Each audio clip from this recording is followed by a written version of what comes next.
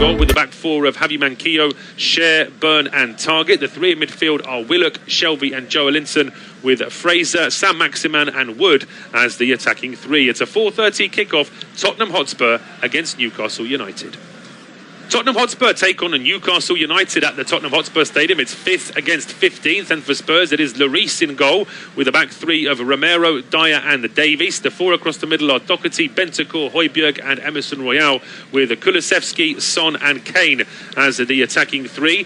As for Newcastle, it is Dubravka in goal with the back four of Javi Manquillo, Cher, Byrne and Target. The three in midfield are Willock, Shelby and Joelinton, with Fraser, Sam Maximan and Wood as the attacking three. It's a 4:30 kickoff, Tottenham Hotspur against Newcastle United.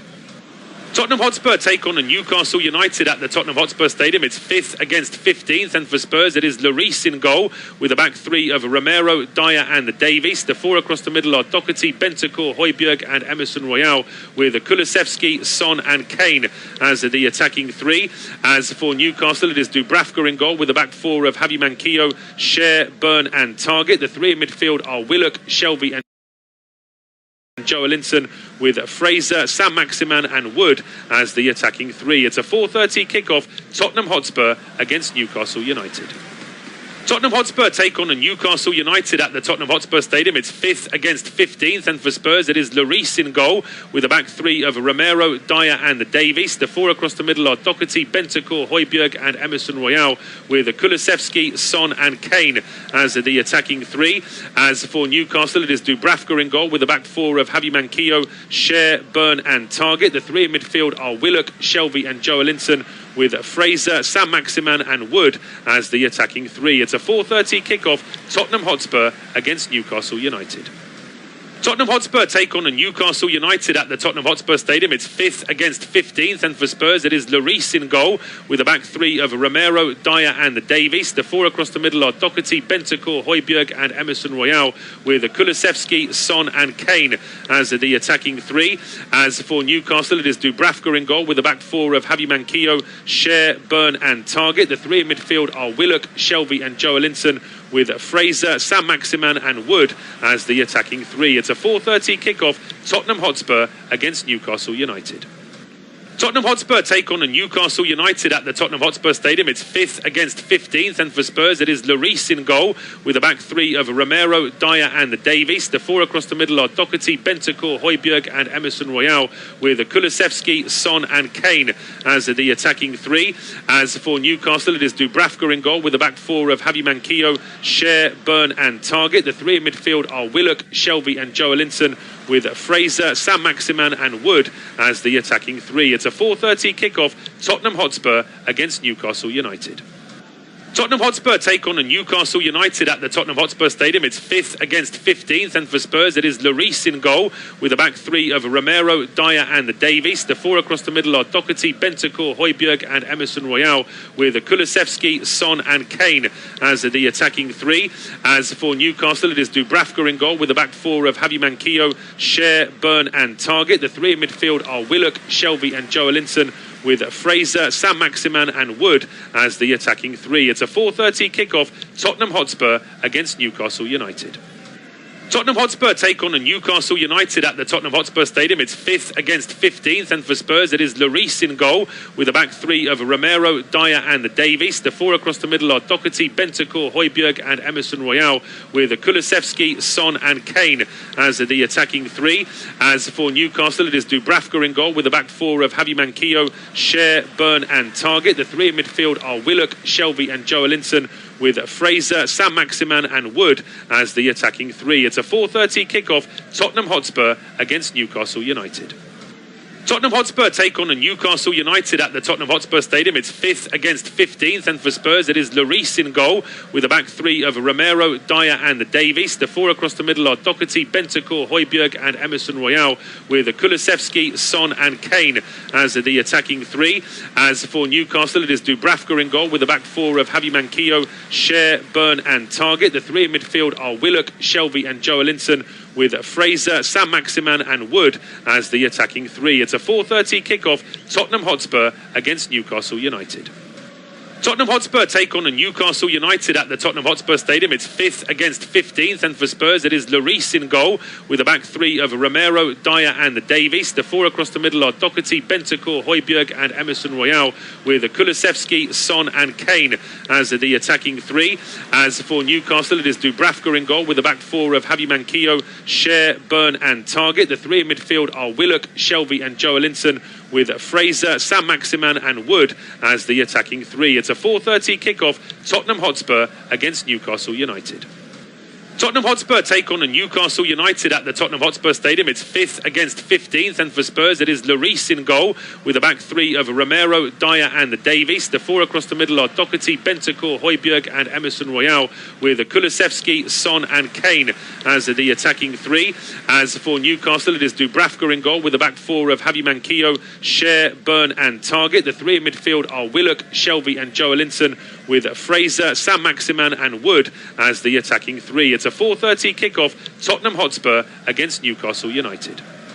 Tottenham Hotspur take on Newcastle United at the Tottenham Hotspur Stadium. It's 5th against 15th, and for Spurs it is Lloris in goal with a back three of Romero, Dyer and Davies. The four across the middle are Doherty, Bentancur, Højbjerg and Emerson Royal, with Kulusevski, Son and Kane as the attacking three.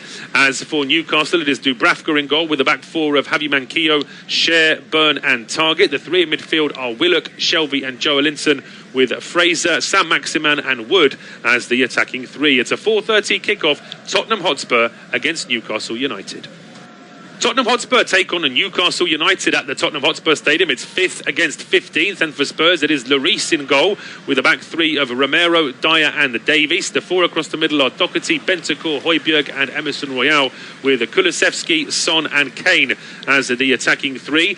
As for Newcastle, it is Dubravka in goal with a back four of Javi Manquillo, Cher, Byrne and Targett. The three in midfield are Willock, Shelvey and Joelinton, with Fraser, Sam Maximan and Wood as the attacking three. It's a 4:30 kickoff, Tottenham Hotspur against Newcastle United. Tottenham Hotspur take on Newcastle United at the Tottenham Hotspur Stadium. It's 5th against 15th, and for Spurs it is Lloris in goal with a back three of Romero, Dyer and Davies. The four across the middle are Doherty, Bentancur, Højbjerg and Emerson Royal, with Kulusevski, Son and Kane as the attacking three. As for Newcastle, it is Dubravka in goal with a back four of Javi Manquillo, Cher, Byrne and Targett. The three in midfield are Willock, Shelvey and Joelinton, with Fraser, Sam Maximan and Wood as the attacking three. It's a 4:30 kickoff, Tottenham Hotspur against Newcastle United. Tottenham Hotspur take on Newcastle United at the Tottenham Hotspur Stadium. It's 5th against 15th, and for Spurs it is Lloris in goal with a back three of Romero, Dyer and Davies. The four across the middle are Doherty, Bentancur, Højbjerg and Emerson Royal, with Kulusevski, Son and Kane as the attacking three. As for Newcastle, it is Dubravka in goal with a back four of Javi Manquillo, Cher, Byrne and Targett. The three in midfield are Willock, Shelvey and Joelinton, with Fraser, Sam Maximan and Wood as the attacking three. It's a 4:30 kickoff, Tottenham Hotspur against Newcastle United. Tottenham Hotspur take on Newcastle United at the Tottenham Hotspur Stadium. It's 5th against 15th, and for Spurs it is Lloris in goal with a back three of Romero, Dyer and Davies. The four across the middle are Doherty, Bentancur, Højbjerg and Emerson Royal, with Kulusevski, Son and Kane as the attacking three. As for Newcastle, it is Dubravka in goal with a back four of Javi Manquillo, Cher, Byrne and Targett. The three in midfield are Willock, Shelvey and Joelinton, with Fraser, Sam Maximan and Wood as the attacking three. It's a 4:30 kickoff, Tottenham Hotspur against Newcastle United. Tottenham Hotspur take on Newcastle United at the Tottenham Hotspur Stadium. It's 5th against 15th, and for Spurs it is Lloris in goal with a back three of Romero, Dyer and Davies. The four across the middle are Doherty, Bentancur, Højbjerg and Emerson Royal, with Kulusevski, Son and Kane as the attacking three. As for Newcastle, it is Dubravka in goal with a back four of Javi Manquillo, Cher, Byrne and Targett. The three in midfield are Willock, Shelvey and Joelinton, with Fraser, Sam Maximan and Wood as the attacking three. It's a 4:30 kickoff, Tottenham Hotspur against Newcastle United. Tottenham Hotspur take on Newcastle United at the Tottenham Hotspur Stadium. It's 5th against 15th, and for Spurs it is Lloris in goal with a back three of Romero, Dyer and Davies. The four across the middle are Doherty, Bentancur, Højbjerg and Emerson Royal, with Kulusevski, Son and Kane as the attacking three. As for Newcastle, it is Dubravka in goal with a back four of Javi Manquillo, Cher, Byrne and Target. The three in midfield are Willock, Shelvey and Joelinton, with Fraser, Sam Maximan and Wood as the attacking three. It's a 4:30 kickoff, Tottenham Hotspur against Newcastle United. Tottenham Hotspur take on Newcastle United at the Tottenham Hotspur Stadium. It's 5th against 15th, and for Spurs it is Lloris in goal with a back three of Romero, Dyer and Davies. The four across the middle are Doherty, Bentancur, Højbjerg and Emerson Royal, with Kulusevski, Son and Kane as the attacking three.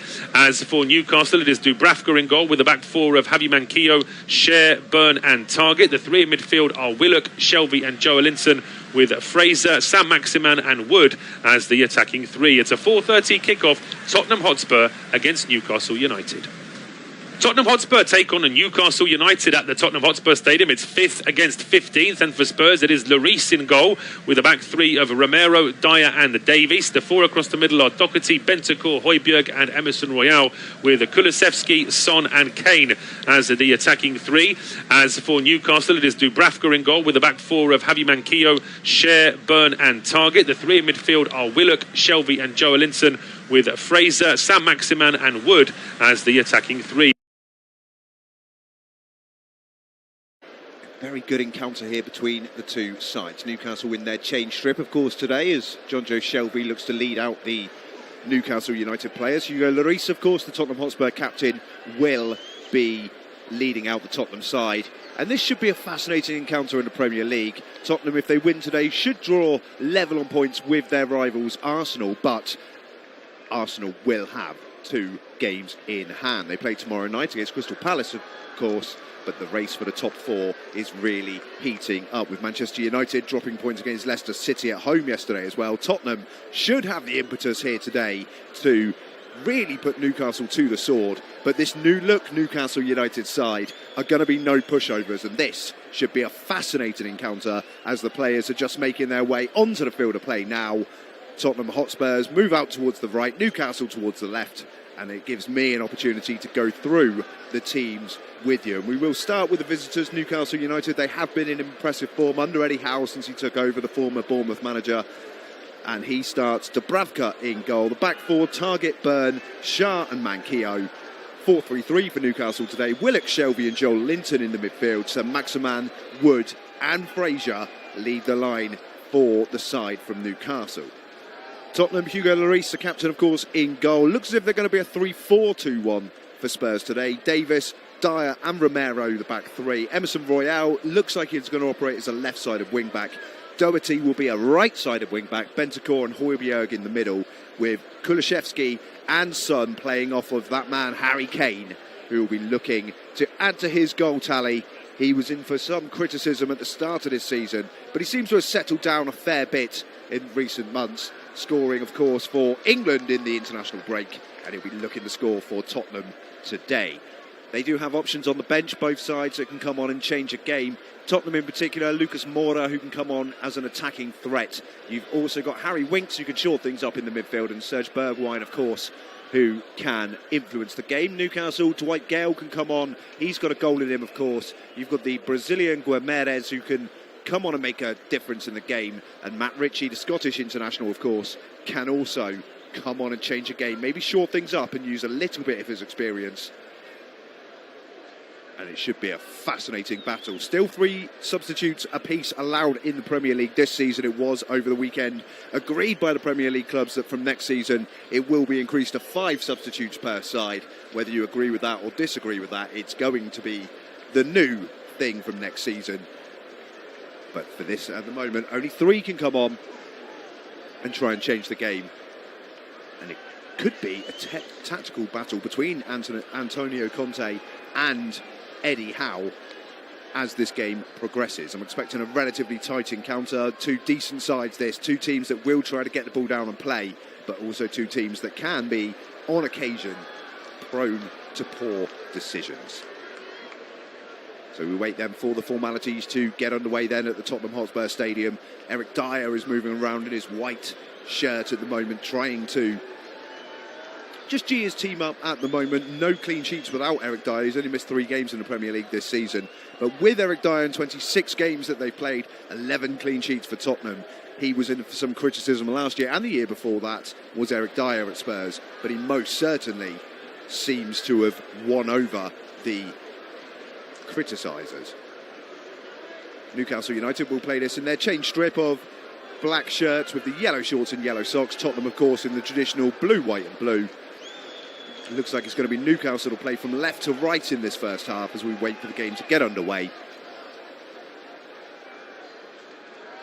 Formalities, of course, must be adhered to. Antonio Conte stands in his technical area with his arms folded, looking on with a relatively thoughtful look on his face at the moment. He'll be looking for a keen start today for his side.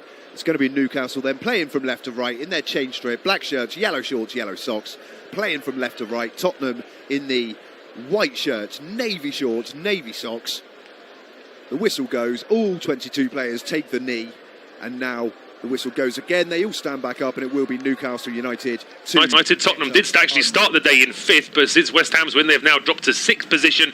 Newcastle in 15th place. But from Eddie Howe's point of view, would have been very pleased to have seen a side find some form to get away from relegation trouble. And they're on the attack straight away here inside the first 15 seconds with Alan Saint-Maximin getting to the edge of the area. His cross is charged down. Then Shelby has an effort from the edge of the box, which is also charged down. Kulusevski is now back at the edge of his own penalty area just to try and calm things down for Spurs at the very start of this match. From Tottenham's point of view, they want to get 3 points to get away from West Ham and get closer to Arsenal, of course, who are currently 3 points ahead of Spurs and already have a game in hand even before Spurs have played the game this afternoon. Foul on Saint-Maximin there, though. This is a bright start for Newcastle. 45 seconds on the clock. They've got their first set piece. It's myself, Paul Shabakovic and Josh Hall taking you through the action. Josh, this is exactly the start that Newcastle wanted. Yeah, absolutely. They've got to impose themselves on these sorts of games in this sort of run of form that they hit sort of over the last month or so. Has all been about imposing themselves on bigger opposition, showing those teams that they can mix it with the big boys. They want to be a big club. That's why the takeover happened, and you've got to be able to get results against the other big clubs. So, yeah, perfect start so far for Newcastle.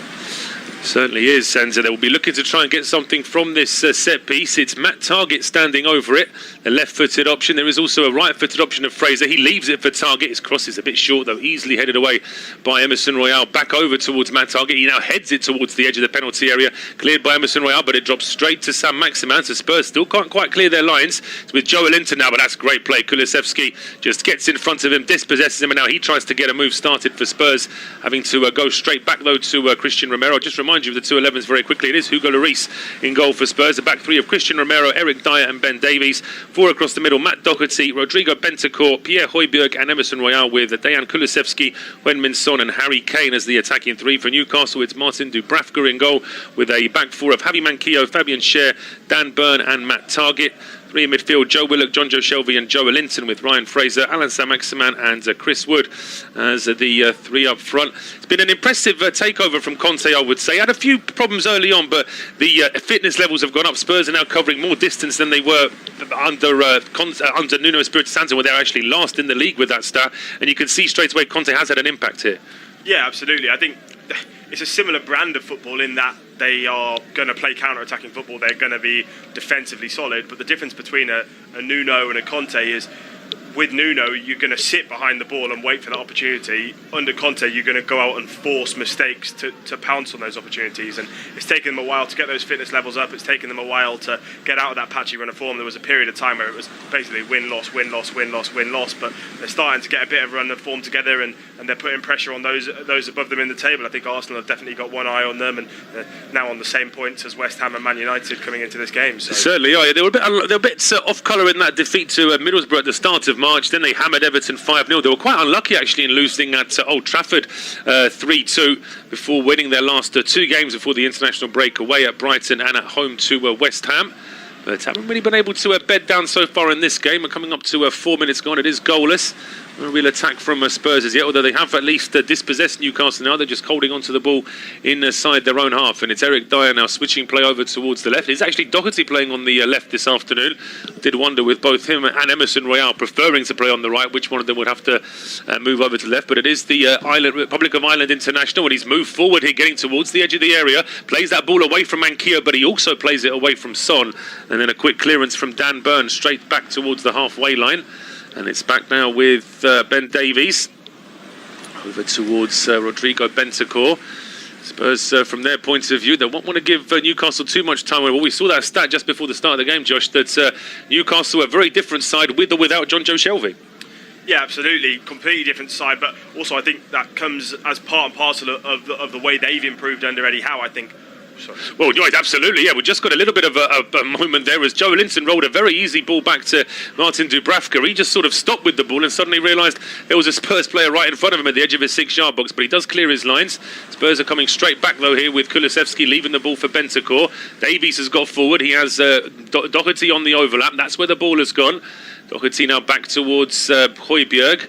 Square now towards Eric Dyer. Dyer's ball into the penalty area is headed away initially by Manquillo. Then good work there from Davies to win the ball back at the edge of the box. Here is Kulusevski now over towards Emerson Royal, back into the box. Not a good ball from Emerson Royal, easily cleared, but it drops back to Bentancur. His effort looks like it could have been going on target. Headed over the bar in the end by Cher, and Spurs are responding with a bit of an attack now at last. Yeah, definitely finally warmed themselves into the game, but it's been an erratic start from both sides, really. You can tell this game means a lot to both of these teams and that they want to try and get something from this game. It's been not quite end to end, but both teams taking any advantage of space that they have, and a corner for Tottenham is an opportunity for them to try and go ahead early on in this game. They've got players in the box that can score headers, like Harry Kane and Eric Dyer. Absolutely, plenty for Son to aim at here as he goes towards the back post. Dubravka for a second there looked as though he might have been losing the ball, but Martin Atkinson's not happy with something here. I'm not sure what this is. I don't think this is going to be a penalty. Is he asking for the corner kick to be retaken? Was he trying to speak to someone just as that ball was being whipped in? I mean, there's certainly a bit of pushing and shoving there between Manquillo and Davies, and then the ball just drops to Dubravka. So it looks like it's going to be the corner kick taken again. Not entirely sure what the referee spotted there. The TV pictures that we're getting, they weren't too sure either, but we're going to get a corner kick again here from Spurs. The last one was too close to Dubravka. We'll see if the delivery will be a bit better from Son this time. Goes low this time towards the near post there, aiming at Eric Dyer.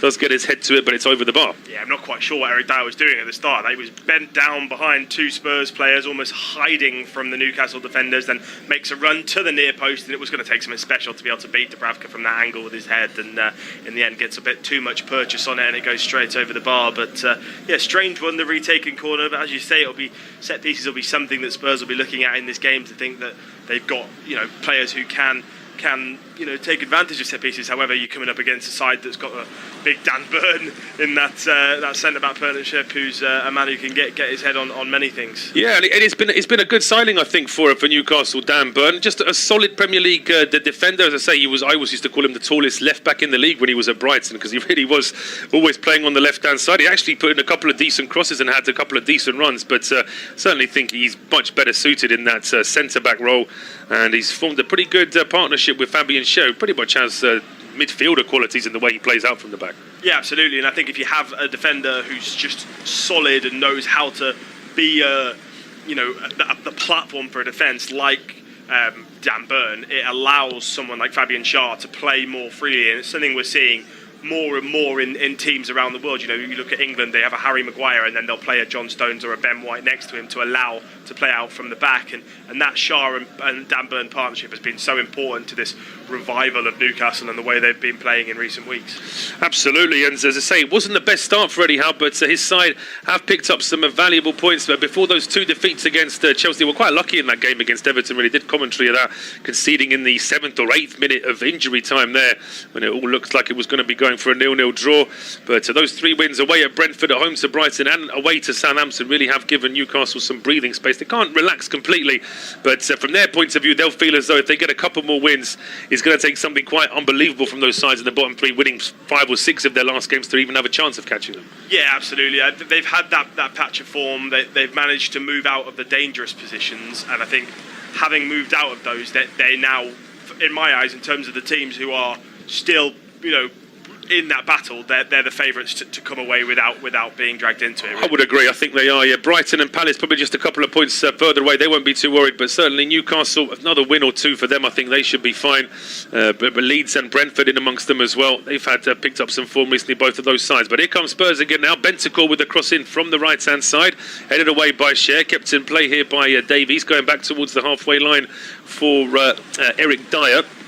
Finds Bentancur, tries an early ball this time, looking for Emerson Royale. That's a good header away by Target, but Spurs keep it alive here with Son. Now it's Kulusevski again, a good challenge there from Target, but Kulusevski picks up the loose ball, plays it to Emerson, a quick 1-2 between them, and then the ball back with Bentancur at the edge of the area now, looking for options. In fact, Romero's got forward here as well in this attack.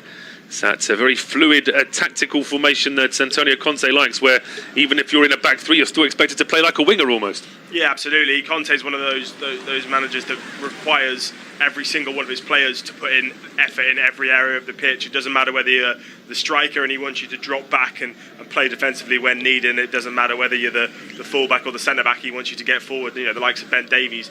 The likes of Ben Davies, who's playing on the left side of that back three. He'll push up and he'll be playing as far forward as he possibly can, and then they'll sort of push Bentancur back to maybe play more defensively. Absolutely, and it's interchangeable in depending on the opposition. Of course, away to Man City, they probably wouldn't be pushing forward at that, but at home to Newcastle, where they expect to have more possession, they also expect to be able to take that risk and commit a few more players forward. About 10 minutes on the clock, and after a bright minute or two from Newcastle at the very start of this game, since then it really has been all Spurs. Newcastle are struggling to get any kind of possession. They're certainly struggling to get over the halfway line right now, as Dyer sends a long ball over towards the left, taken down by Doherty, flicks it over the top here for Son. Son just waited, perhaps just a little bit too much bounce on that, and he couldn't quite get on it, but Doherty's still able to recycle this, goes back towards Davies. And now it's with Eric Dyer just inside the centre circle, up to Kane. Good little turn there from Harry Kane. Needs some options though. Doherty's going in the box. Kane uses that as a decoy to get a shot away himself. He slips as he does so. And now Joe Linton hooks it away to Saint-Maximin. He runs straight into Christian Romero, and then Romero wins the ball back. So once again, Newcastle with no outlet really. Spurs winning the ball straight back. And now it's with Pierre Højbjerg up to Kulusevski. It's impressed me since he's come over from Italy. Kulusevski's had some excellent performances for Spurs. That game at the Etihad in particular, but now it's with Son down the left-hand side. Could have used Davies as an overlap. Goes back to Højbjerg. Options left and right for the Dane. Goes back towards Davies. Now it's with Højbjerg again. It opens up in front of him. He tries to get it to Kane, who tries to turn. Manquillo is there, and he slices the ball away from Harry Kane. But again, it doesn't drop to a Newcastle player. Spurs now back in possession here with Doherty down the left, back over towards Højbjerg, and then he plays it square towards Christian Romero. Now it's with Emerson Royale down the right-hand side. Oh, we can see a possession stat there, Josh. 80-20 to Spurs. I didn't actually think he'll be as dominant as that already, but Newcastle just can't get hold of the ball. Yeah, since Spurs have settled into the game, they've held on to it really well. But I think Newcastle are defending well. They're right on the backs of Harry Kane. Every time he gets the ball, they're on him. They're making sure he can't find a pass or get a shot away, and it's stopping Spurs from being able to have any clear-cut opportunities. But with 80% of possession, you'd expect them to have an opportunity soon, and they've got the talent to put it in the back of the net if they do. Well, it would seem it's a matter of time. If that kind of possession stat goes on for any length of time, then Newcastle just won't be able to withstand it. Spurs eventually will find a combination that works, but for the time being, Spurs are in possession. Newcastle are able to hold resolute. They've not really had Dubravka's not really had a save to make so far. It's mostly been his defenders that have had to do all the work, but it's back now on the halfway line with Dyer and Romero. Romero just looking up, can't quite get a ball forward, so he goes back towards Eric Dyer. Is it squared to Romero? Wood's trying to perhaps just get a little bit closer to Romero, but Newcastle, I'm not really sure what line they're trying to play there, because we saw that Byrne and Target was pushing forward. Cher was about 5 yards behind them, so there was no chance of playing anybody offside. But they have pushed up very high, Newcastle, so it's just made it a very narrow space for Spurs to work with here. That's saying that, though, a ball very nearly gets through to Son. It was Bentancur that tried to feed it to him, and now a ball deflects into the path of Wood. Wood then leaves it for Willock, and Willock plays a good ball out towards the left-hand side. Spurs were appealing a handball there against Chris Wood, but the move carries on here with Saint-Maximin getting to the edge of the area. He goes back to Joe Willock. Willock runs straight into Christian Romero, who confidently just strides in front of Willock and then takes the ball off him and brings the ball out himself. He just stops before the halfway line before he plays it back to Bentancur. But Spurs are up for this game, you can see that. Yeah, definitely. As soon as they lose the ball, they're straight back on Newcastle, trying to make sure they win it back. They know how important these points in these games against the teams at the bottom half of the table are going to be in this run-in for European football, and you've got to be getting 3 points against a team that are trying to fight for their survival, and you have to play in this way to do it, because anyone can win a game in the Premier League. Absolutely. Been proven time and again, although you do obviously, most games do go to form, but saying that, you do have to say that it is a very, very tight league. Every team has at least 1 or 2 players that can create something out of nothing, and if you're not 100%, then you can always be found out, as Spurs try again here. Bentancur towards the ball touched on towards Kane with the strike. It goes just wide. It was Kulusevski that got the ball at the edge of the area, hit it first time towards Harry Kane. Seemed to set up nicely for Spurs' number 10, but he just couldn't quite get it on target.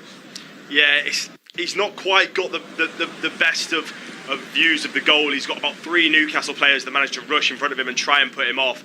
In the end, he drags it wide left of the post, and he'll be disappointed with the contact he's made with that ball. He's so well known for how well he can strike a ball, Harry Kane, and just sitting now 11 goals and 4 assists in his last 15 Premier League appearances. Well, I mean, that's over a 15-game spell. To say that in 15 games you're either going to score or have an assist is an excellent return from Harry Kane. And the fact that him and Son work very well together, they have assists for each other. It's not just that Son is always assisting Kane, can go the other way as well. And that movement of Heung-min Son, it's just almost like him and Kane understand each other. Just seeing before the start of the game in the warm-up, the two of them were sort of warming up together, just playing very quick balls first time to each other, just to try and get match sharp. But Spurs coming in here now down the left-hand side with Matt Doherty. They're finding the space now, Spurs. Doherty cuts inside and then switches play over towards the right. It's going to be Emerson charging to try and keep this in play. He will manage it. Needs some support though, as Target has tried to close him down. And eventually the ball going back towards Christian Romero. Kulusevski now about 25 yards out. He is fouled by Joelinton. Referee Martin Atkinson waited a second, almost gave himself a little mental replay there, but I don't think Joelinton got much of the ball.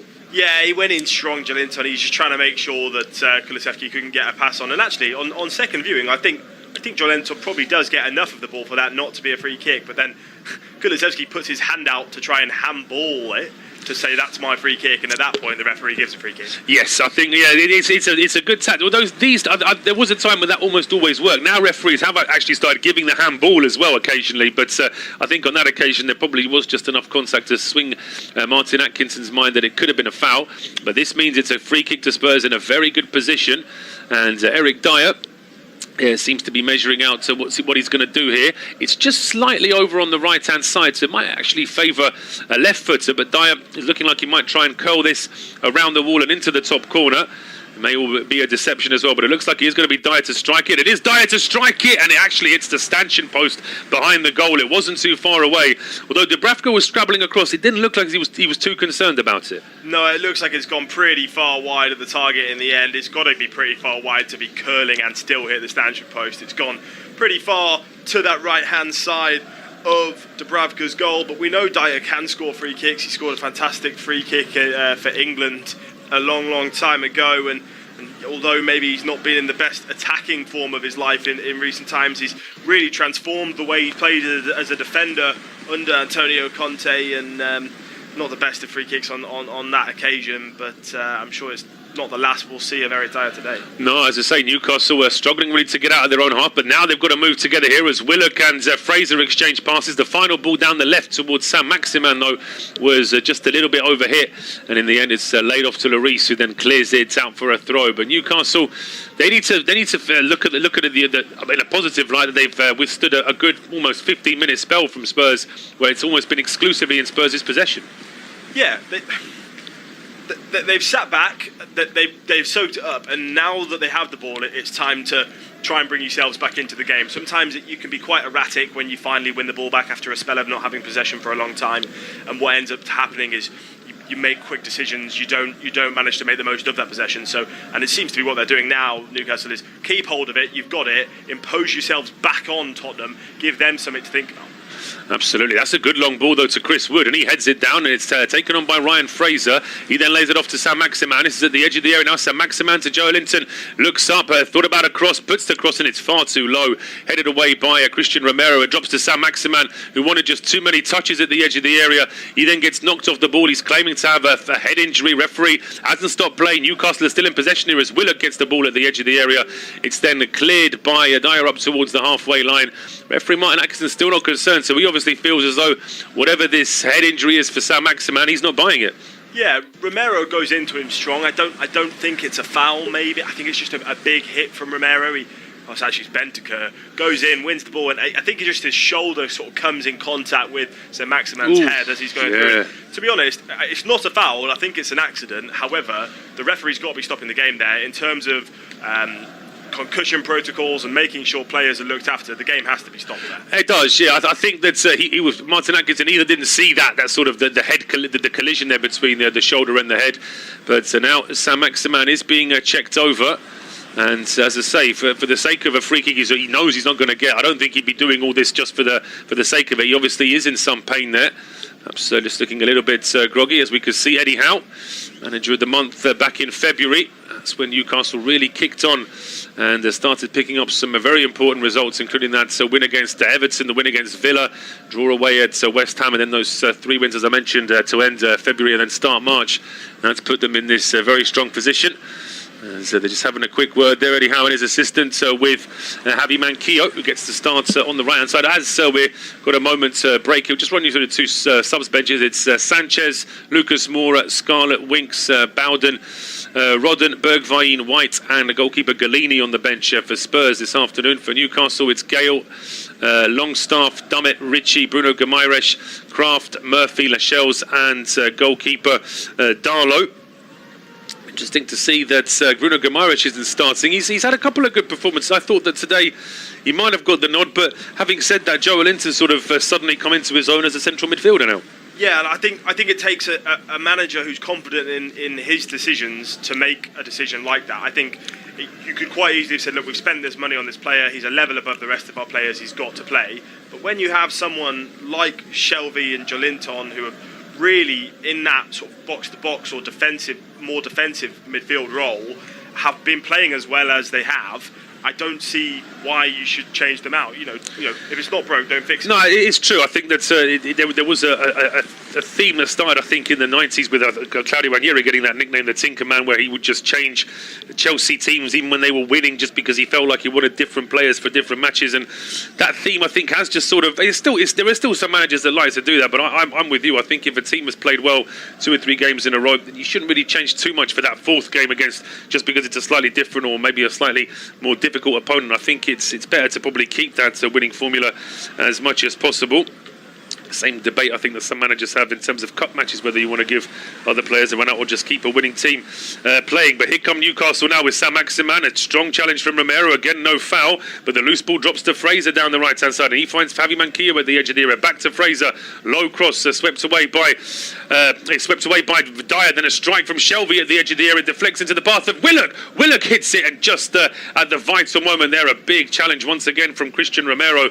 Looks like Willock's effort might have been going towards goal. Yeah, absolutely. He does so well to weave in and out of the Tottenham defence. He sort of picks up the ball in a position I don't think he was expecting to after the shot comes out. He does well to knock it past Davies with his right foot, then turns on the inside of Eric Dyer, makes Dyer look a bit of a fool, then gets his shot away, but Romero just comes sliding across in time to block it away. And I think it probably would have been a goal if it wasn't for Romero's tackle. Yeah, Romero making his 12 successive start. I'm not surprised seeing the way he started today. He looks in very good form. There was a strike after that challenge from the Spurs defender. There was a Newcastle player trying to keep it in play. It actually went after. It was a throw to Spurs. Newcastle doing what they can to try and win it back here in Spurs territory, but it's hooked up in the air back towards the halfway line. Dan Burn, as is often the case with him, wins the header there, and the loose ball though drops to Harry Kane. He then goes back towards Doherty, who quickly switches play over towards the right hand side. Here comes Emerson Royale. Sam Maximan runs into him, and I think that will be given as a free kick, which is ironic because of course the amount of contact with Sam Maximan and Emerson there was minor compared to what happened to Sam Maximan. It's just one of those funny situations where the contact was just in the wrong place, I suppose. Yeah, I think it's one of those ones as well where the referees looked at that as a decision that he's decided to make in terms of how promising Tottenham's attack looked. So it was like, you've decided to foul this player because Tottenham were moving forward at pace. And I think it shouldn't affect the fact that that's a foul, but I think that's what the decision that's been made by the referee is. I think so, and in the meantime, Spurs have moved the ball over towards the left-hand side. Son now looks up at the edge of the area, finds Emerson over on the right. He's got options here. Kulusevski down that right-hand channel, but he tries to sell Dan Burn a dummy. Dan Burn is not having it, and he then brings the ball away before going back towards target, and now a long clearance from Dubravka. We're over the halfway point in this first half. It's Spurs 0, Newcastle 0, and it will be Josh to take us through to half-time. Yeah, and an entertaining first half of the first half so far. Both teams really having a go at it. I think Tottenham probably been slightly better of the two so far, but since they lost that long spell of possession, Newcastle have definitely warmed back into the game and threatened Tottenham, coming close with that Joe Willock effort that was just cut out in the nick of time by Romero. But it's Tottenham that come forward now with a lovely ball tried to be played through by Kulusevski towards Son, but he couldn't quite find him. In the end, it was cut out. Matt Targett doing some lovely footwork to try and work out from the back, and in the end, deemed to have been fouled by Emerson Royale just outside Newcastle's own penalty box. So Newcastle have a free kick, and well, a lot of the Tottenham players not happy with that decision. I don't think they thought there was enough contact in it, but it's another one of those soft ones where the contacts come short and come gently. Yeah, I mean, it's one of those where I think with the target was probably on his way to losing his balance anyway, and it's almost like Emerson's just helped him along, and that's probably what swung it in the referee's mind that it should be a free kick. But again, that was a soft one. Yeah, a few soft decisions so far, as well as one not so soft one after the big shoulder. It's Martin Atkinson who's in charge of the game today. He's obviously an experienced referee and someone who, well, is prone to make his decisions and not want to have any influence by the players, but sometimes so hard to do in these games when it's erratic and you're getting complaints from the opposition. Well, the problem is that players have been doing this since day dot. They get in the referee's face, they try and influence him, and it always, as I say, they shouldn't have an effect, but they're only human, and it is going to have an effect when, particularly if the crowd are behind you, if the manager's getting in your ear, if the fourth official's passing on what the managers are saying as well, and the referees do hear about all of that. So it is quite a difficult, it's a very difficult role. Martin Atkinson is, as you say, one of the more experienced referees. With VAR now, of course, there should be a lot less wiggle room in terms of errors, but we've seen some pretty bad decisions since the video assistant has been introduced. Let's just hope that with every season they start to iron those mistakes out. Yeah, VAR in place today. It's Paul Tierney who's in charge of the video assistant referee. Well, he is the video assistant referee today, so whether we'll have any big decisions that have to go that way, we'll find out. But it's Alan Saint-Maximin on the far left-hand side. He skips past Harry Kane. Kane puts a foot out and brings down Saint-Maximin. And I wouldn't be surprised if it's a yellow card, and it is a yellow card. The first yellow card of the game goes Harry Kane's way because Saint-Maximin was in a very dangerous position there on the far left-hand side, cutting in on his right foot. We know he likes to do that. He's got options on that to try and dribble past another man or to try and find an effort. And in the end, there had to be a yellow card and a free kick. It does, and I'm a little bit surprised that Kane still tries. I mean, I suppose it's just a knee-jerk reaction. Every footballer is always going to try and appeal every decision, aren't they? But it does surprise me that he was quite sort of convinced as he was speaking to Martin Atkinson there that, well, what's that for? It was almost like to say that it was either a soft yellow card or it's his first foul. But he's deliberately tripped a man, not tried to win the ball as Saint-Maximin's off down the wing. So, to say, a centre-forward's tackle there from Harry Kane, and a good chance now for Newcastle. Yeah, free kick around about 30 yards out on the far left-hand side. It's going to be whipped in by Matt Targett. No one there, though, and it goes all the way through, and in the end, it's had to be knocked out of play by Doherty for a corner for Newcastle because Joelinton was hovering towards that back post, looking to try and come onto it, but Doherty does enough to just put it out of play, and it will be a corner. So another opportunity for big Dan Burn and co to try and get on the end of this. Shah's good with his head, Joelinton great in the air as well, but definitely expect Dan Burn to be the target. Yeah, absolutely. It's been quite a while now since Spurs have had any kind of attacking play. A good few minutes now where Newcastle have been putting pressure on. Newcastle fourth in the league in terms of getting goals from set pieces, and they'll be looking to try and add to that now. Yeah, Romero, the one tasked with marking the big centre-back as it comes towards him at the back post. He has to duck down almost to knee height to get his head on it. It's fallen all the way down, and in the end, Saint-Maximin gets it on the far left, but then a free kick deemed to have been given, supposedly a foul from Dan Burn. Yeah, I mean, as I say, he wanted to get more power into this header, had to duck down to get near it, and then, yeah, I mean, it's silly from Dan Burn. Referees are allowing more shoulder to shoulder, they are allowing more physical contact, but you have to be at least within a yard or two of the ball there. He was basically stopping Bentancur going anywhere near the ball when he was still a couple of yards away from it. So it was an easy decision, really. But Spurs looking to take a short free kick. Newcastle still trying to press. Ryan Fraser with an aggressive press on Tottenham at the moment, and Chris Wood joining him, and it's forced Hugo Lloris to go long up towards Harry Kane. And Dan Burn once again wins a header, but he only heads it just in front of himself, and Kane wins it. It's then played out left now to Doherty. Doherty cuts in on his favoured right foot, as we say, normally plays right back as he did for Wolves and normally for Tottenham. Oh, lovely pull through from Bentancur. It goes to Son on the edge of the box, who shoots, and it's not quite his best effort. It's low, it's driven, but an easy save for Martin Dubravka in the end. Doesn't really get his laces through it, does he, Heung-min Son? And Harry Kane straight away just points to his feet as he sees Son take the shot, because Kane could have easily been he's completely unmarked, pretty much on the penalty spot there, and that would have been a better option, I think, there for Son. Yeah, those two, obviously the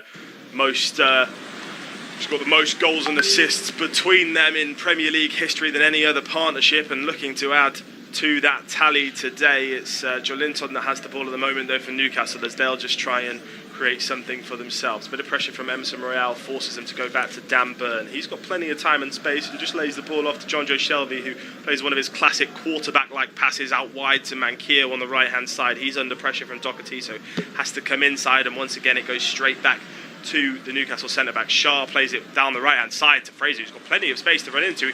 Whips it in on his right foot, doesn't often use his right. It comes headed away towards St. Maximan, but Kulusevski was there to knock it down, and then in the end there'll be a chance for Bentancur to try and play a ball through to Emerson Royale. Royale has it. He plays it wide to Kulusevski. He's one-on-one with Target on that far side. Plays it in on his right foot, and Dan Burn is there to comfortably knock the ball away, but it's only as far as Bentancur. He's got options to his left in Højbjerg, who he finds. The ball spread far wide now to Doherty. Ben Davies coming out to help out, but in the end, Newcastle's balanced formation is allowing is stopping Tottenham from being able to break through on that counter-attack, and they've all got behind the ball, and it's slow play down. He has. There's just really nowhere for Spurs to go. I mean, Spurs do have runners. They love to go down the channels. As I say, we've noticed the fact that even their centre-backs, Davies and Romero, have allowed themselves to go forward. It's only Dyer left on the halfway, like a sort of old-fashioned sweeper almost, and yet despite that, they're not finding any way into the box. Now, that is a combination of, I think, Newcastle being well organised, but also Spurs perhaps just lacking a little bit of creativity right now as well. Sometimes when Spurs have got the ball so far today, it's sort of been a lacklustre passing, trying to find the perfect pass rather than going at Newcastle, running at their players. It's something you could do, as Joe Winner just nips the ball off Højbjerg and plays it wide right to Fraser. Cuts in on his left and decides to pass back to Manquillo. There was an opportunity there for Newcastle to run into some space, but decided to just keep hold of the ball as Tottenham managed to get a few men back, and it's Dan Burn that has it just inside the Tottenham half now. It's now gone wide to St. Maximan.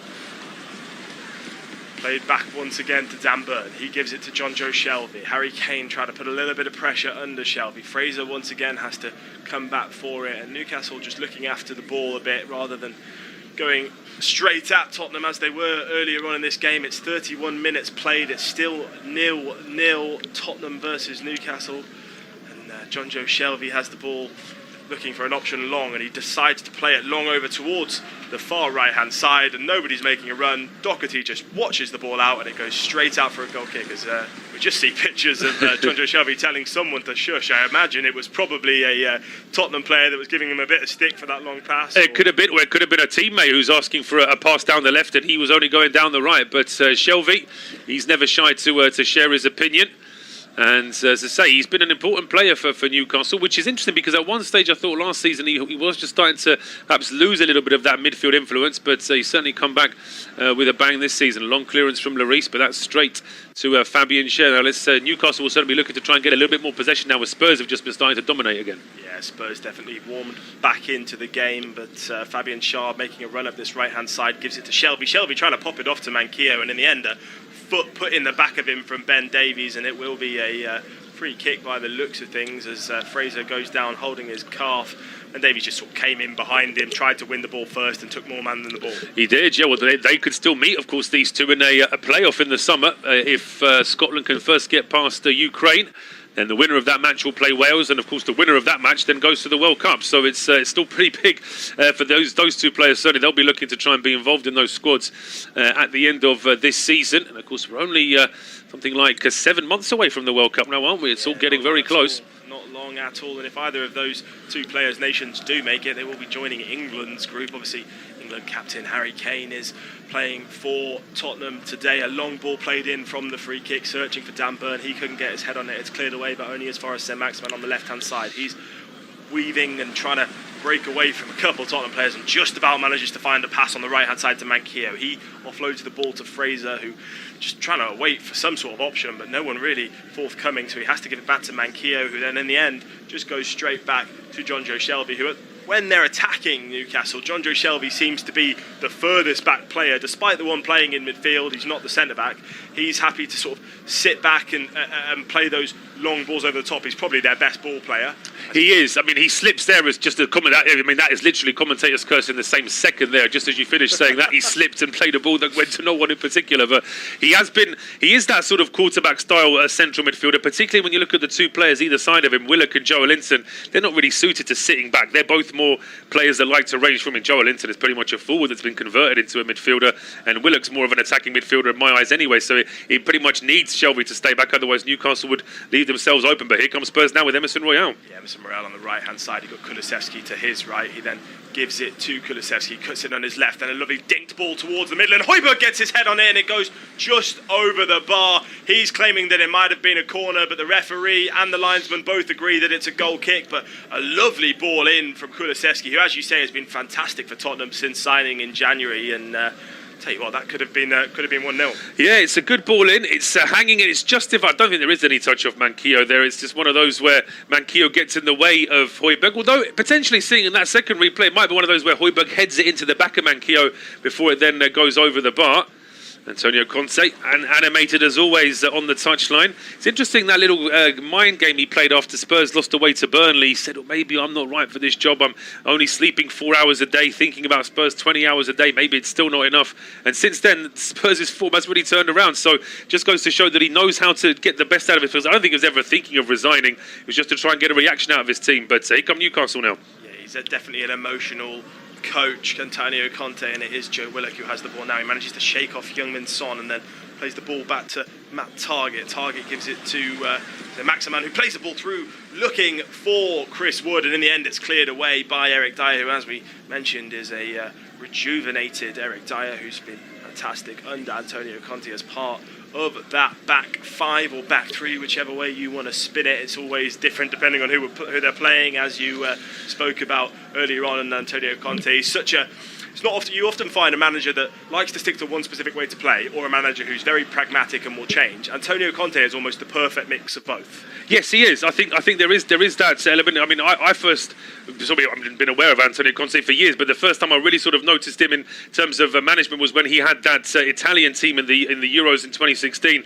playing almost a completely different way to what you'd expect from an Italian team in terms of pressing, in terms of attacking, not just doing that old sort of fashioned slow midfield that Italy were famous for previously. But we'll just break off from that because Newcastle are enjoying a bit more attacking possession again. Yeah, they are. Just playing a lovely ball in from Manquillo, which was only just managed to be headed away by Tottenham, and it's still Newcastle heavy on the possession, pinning Tottenham in their own half, and a ball tried to play over the top towards Joelinton, and it goes all the way out for a goal kick. But enjoying a good spell of possession again there, Newcastle. And I think at the start of this game, it looked as if Tottenham were the better of the two sides for that opening 10-15 minutes. And then between then and now, it's been exchanging. They've both been on top for different periods. And Newcastle, they don't look uncomfortable in a game against great opposition. In fact, as I say that, they've just won the ball back from a goal kick that they've managed to get to Alan Saint-Maximin. He's under the attention of Emerson Royale, manages to shake him off, and Romero comes over to help out. Saint-Maximin comes back up after getting knocked down and ends up finally giving the ball to Joelinton, who gives it to Willock. He's brought down just outside the box by Heung-min Son, and a free kick's given. And I tell you what, this is a dangerous position for a free kick. It is, and it all comes from Spurs just insisting to always play out from the back. I mean, I understand that all teams prefer it these days, but it can't be the only way that you come out of a goal kick, because it does put pressure on your defenders and midfielders straight away. And Kane giving away a silly free kick and a yellow card earlier, and now his strike partner Son doing exactly the same. If you're going to be a forward coming back to defence, you've got to be a little bit more resolute than that. That was a bit clumsy from Son, really. Yeah. And this is absolutely John Joe Shelby territory. Yeah, clumsy is certainly the word for that foul, and it's a free kick just on the edge of the area, about a yard or two outside of the 18-yard box. Like you say, John Joe Shelby territory. However, I'm sure all Newcastle fans will be wishing Kieran Trippier wasn't injured for this free kick. Yes. Kieran Trippier distance. Kieran Trippier, absolutely. Shelby probably would prefer this. If he had a choice, he probably would take 3 or 4 yards, take the ball 3 or 4 yards back just to get a little bit more distance between him and the goal. There is a man down on the ground as well. Doherty trying to stop the low strikers. The referee is just trying to get this one. I mean, the line is clearly there, and all the Spurs players are over it right now, so they're trying to steal half a yard already. But we'll wait to see who takes this free kick. Yeah, Doherty acting as the draft excluder for Tottenham for this free kick. It's become a popular theme in modern football as they're just sort of waiting for this free kick to be taken. A bit of a conversation going on between the players.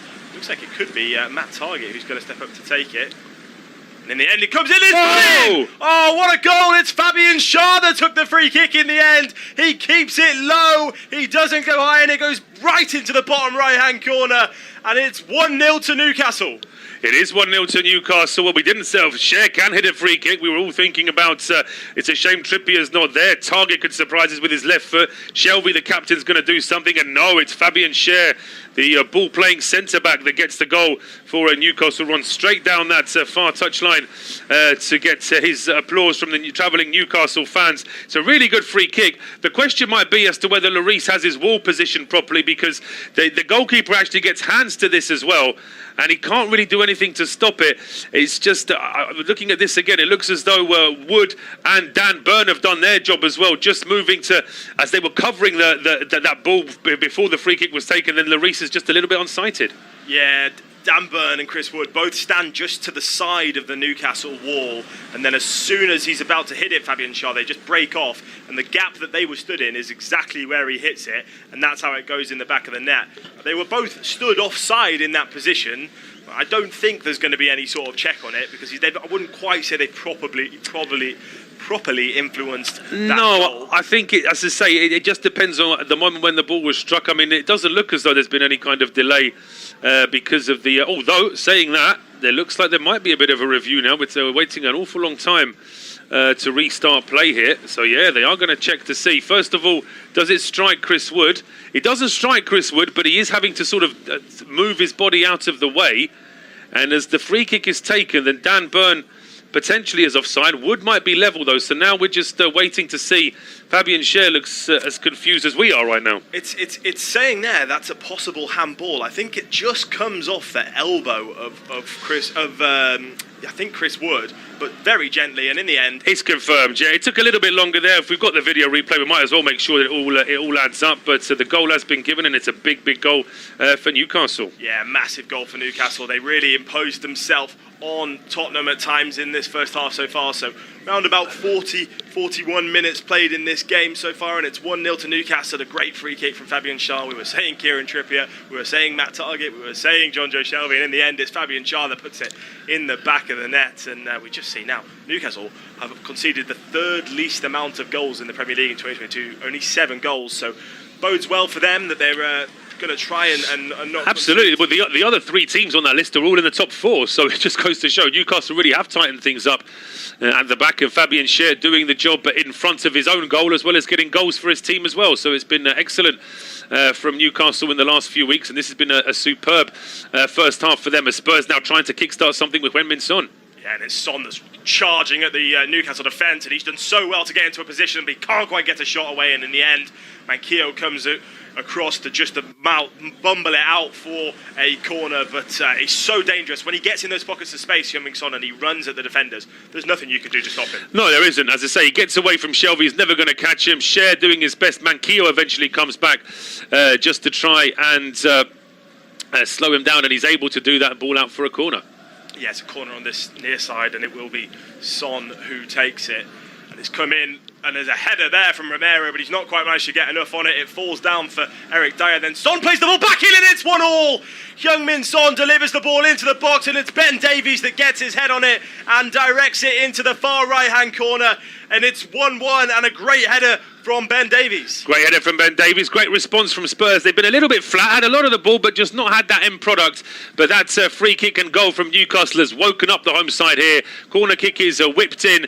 There'll be a little bit of a discussion as to whether Newcastle could have done a little bit more to clear the first. But when it goes back to Son, he picks out a great cross. Nobody really marking Davies, and he does really well to just get his head to the ball and change the direction enough to get it away from Dubravka. Yeah, and it's exactly the response Antonio Conte would have wanted from his side. When you go 1-0 down, the best thing you can do is get straight back up there, take away any sort of momentum that Newcastle might have had. And I tell you what, the more you watch it, the better of a header that is from Ben Davies. He's done fantastically well to direct that in, because the cross is coming in with some pace and some fizz on it by Heung-min Son, and it's just a great goal, and they've done so well to get straight back into this game, and Newcastle will be disheartened at that. So 43 minutes played, and they've given the ball away there, and Tottenham are not happy with They this. are not. Ryan Fraser is the one who's brought down, and a trio of Spurs players. Then, in fact, if Antonio, if it wasn't for the fourth official, Graham Scott, then potentially I think Antonio Conte would be charging onto the pitch himself there. Yeah, Ryan Fraser, he gets hold of the ball and he's dispossessed. We have not quite seen a replay of it yet to see whether or not it's a foul, but there's about 4 Tottenham shirts that are then running towards goal. They probably would have been straight through and had a clear opportunity, and the referee blows his whistle, and they're all incensed by that decision. They are. We've not seen a replay of it yet. Ball is still in place since then, but hopefully we'll get a chance to see. We've just got a minute now before we hit injury time in this first half. Yeah, not too long left at all in this first half. Eric Dyer with the ball at the back for Tottenham now. It's been a enthralling first 45 minutes so far, and the long ball comes here from Sergio Romero trying to find Heung-min Son, but he doesn't quite manage it, and Ryan Fraser gives the ball back to Manquillo, and they're being put under a lot of pressure now, Newcastle, from Tottenham. There's a high press as Kane goes to try and block a clearance from Dubravka, but the goalkeeper just about manages to get it out. But Newcastle can't keep hold of the ball for longer than sort of 2 or 3 passes as Spurs win it back, and then they have it now with Heung-min Son. He gives it to Bentancur. He's got options to his left and right. He uses Son, who was the option on his right. He gets it back off him, trying to play a long ball over the top towards Emerson Royale, but he's not quite got the right flight on it. It's a bit too shallow, and it's gone straight out of play for a goal kick. Yeah, it's out for a goal kick. Now we're going to see this loss of possession from Fraser. Is he fouled by... I don't know. Doherty is just trying to get his foot in there to win the ball. This is a close-up now. Is this a foul? Oh, it's a close one. I think he probably just about the right decision there. I think it's a foul. I think Fraser probably gets his foot on it, and then it seems like Doherty almost hooks his leg around Fraser's to trip him.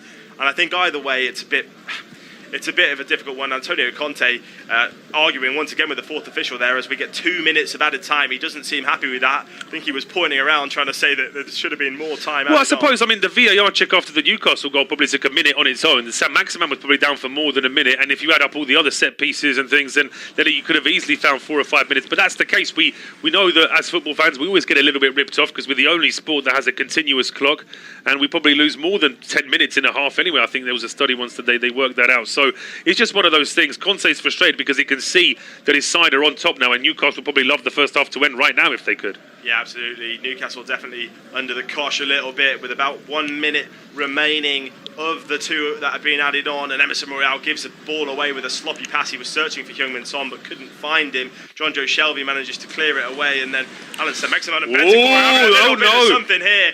And they're all pushing and shoving, and I tell you what, they look like a headbutt on Alan Saint-Maximin. Possibly, yes. This. The referee needs to diffuse this. I think Paul Tierney might be having to earn his money now just before half-time at Stockley Park in the VAR studio as well, because there is a little bit of afters that needs to be taken care of here.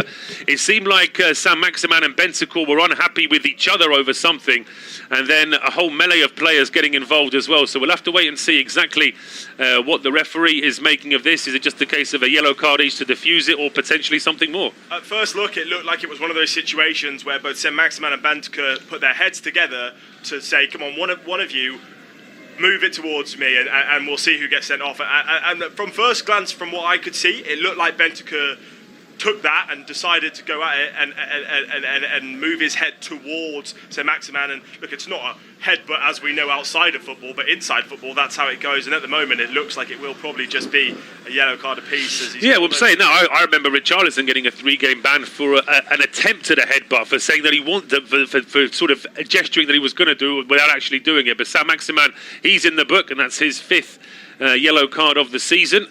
And potentially Is this going to be... Oh, the referee went back into his pocket. That was just to get his pen out, though. I was thinking he might be getting a different coloured card for Bentancur, which wouldn't have really made sense, I don't think. No, I don't think so. Unless we can see a replay of it and see that he has properly gone in for a headbutt, then I would see the card being a different colour. But we can't see that at the moment. So I think 2 yellow cards make sense. Both players being silly, shouldn't have getting involved with each other like that, especially with so little time remaining in this first half. Yeah, Joe Linton there coming over to the referee. He's having a bit of an argument. I don't think he's got any option there because he came over and shoved Bentancur. It may well be that Bentancur's done a little bit more just to show that he was being pushed there, but that's the 7th yellow card for Joe Linton.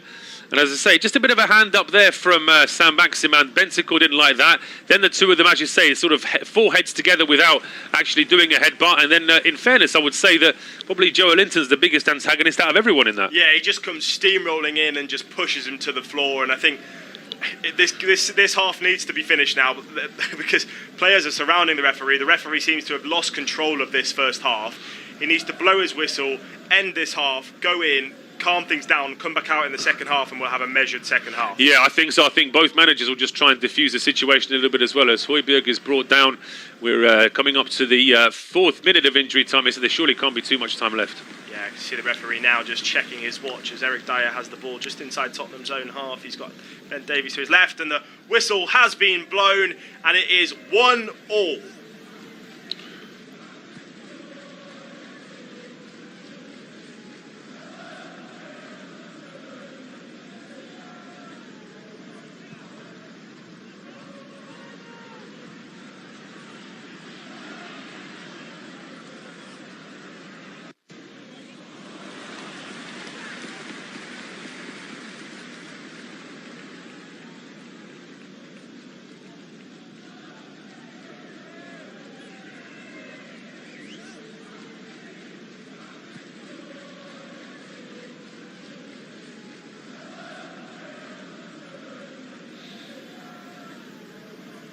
Half-time at the Tottenham Hotspur Stadium, and it's 1-1 between Spurs and Newcastle. Spurs starting the game better with a lot of possession, having 80% possession at one stage, but not really getting too many dangerous shots away, not too much work for Dubravka. And then it was Newcastle that took the lead after a foul at the edge of the area from Heung-min Son. A superb free kick from Fabian Schär, ball beating Hugo Lloris low down. But Spurs then responded, having conceded that goal, and within a few minutes they were level. A corner kick was initially cleared, but then Son whipped it in again, and a great header from Davies makes it 1-1.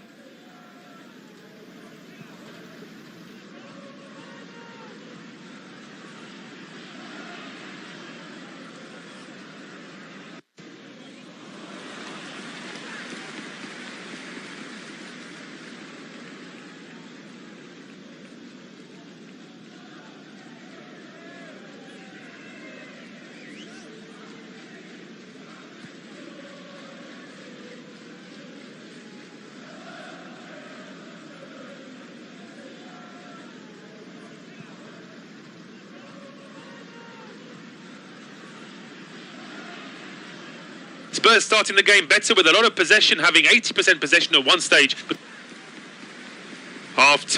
Half-time at the Tottenham Hotspur Stadium, and it's 1-1 between Spurs and Newcastle. Spurs starting the game better with a lot of possession, having 80% possession at one stage, but not really getting too many dangerous shots away, not too much work for Dubravka. And then it was Newcastle that took the lead after a foul at the edge of the area from Heung-min Son. A superb free kick from Fabian Schär, ball beating Hugo Lloris low down. But Spurs then responded, having conceded that goal, and within a few minutes they were level. A corner kick was initially cleared, but then Son whipped it in again, and a great header from Davies makes it 1-1. Half-time at the Tottenham Hotspur Stadium, and it's 1-1 between Spurs and Newcastle. Spurs starting the game better with a lot of possession, having 80% possession at one stage, but not really getting too many dangerous shots away, not too much work for Dubravka. And then it was Newcastle that took the lead after a foul at the edge of the area from Heung-min Son. A superb free kick from Fabian Schär, ball beating Hugo Lloris low down. But Spurs then responded, having conceded that goal, and within a few minutes they were level. A corner kick was initially cleared, but then Son whipped it in again, and a great header from Davies makes it 1-1.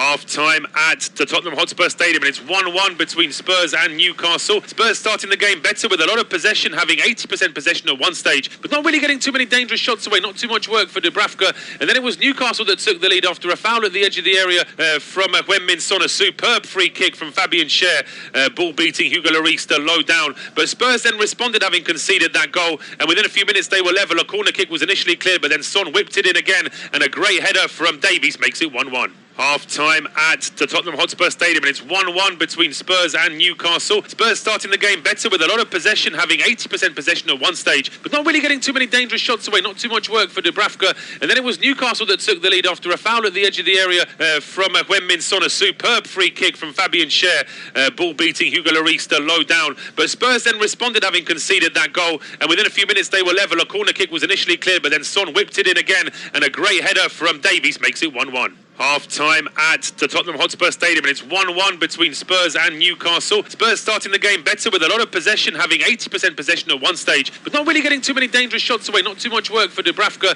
And then it was Newcastle that took the lead after a foul at the edge of the area from Heung-min Son. A superb free kick from Fabian Schär, ball beating Hugo Lloris low down. But Spurs then responded, having conceded that goal, and within a few minutes they were level. A corner kick was initially cleared, but then Son whipped it in again, and a great header from Davies makes it 1-1. Half-time at the Tottenham Hotspur Stadium, and it's 1-1 between Spurs and Newcastle. Spurs starting the game better with a lot of possession, having 80% possession at one stage, but not really getting too many dangerous shots away, not too much work for Dubravka. And then it was Newcastle that took the lead after a foul at the edge of the area from Heung-min Son. A superb free kick from Fabian Schär, ball beating Hugo Lloris low down. But Spurs then responded, having conceded that goal, and within a few minutes they were level. A corner kick was initially cleared, but then Son whipped it in again, and a great header from Davies makes it 1-1. Half-time at the Tottenham Hotspur Stadium, and it's 1-1 between Spurs and Newcastle. Spurs starting the game better with a lot of possession, having 80% possession at one stage, but not really getting too many dangerous shots away, not too much work for Dubravka. And then it was Newcastle that took the lead after a foul at the edge of the area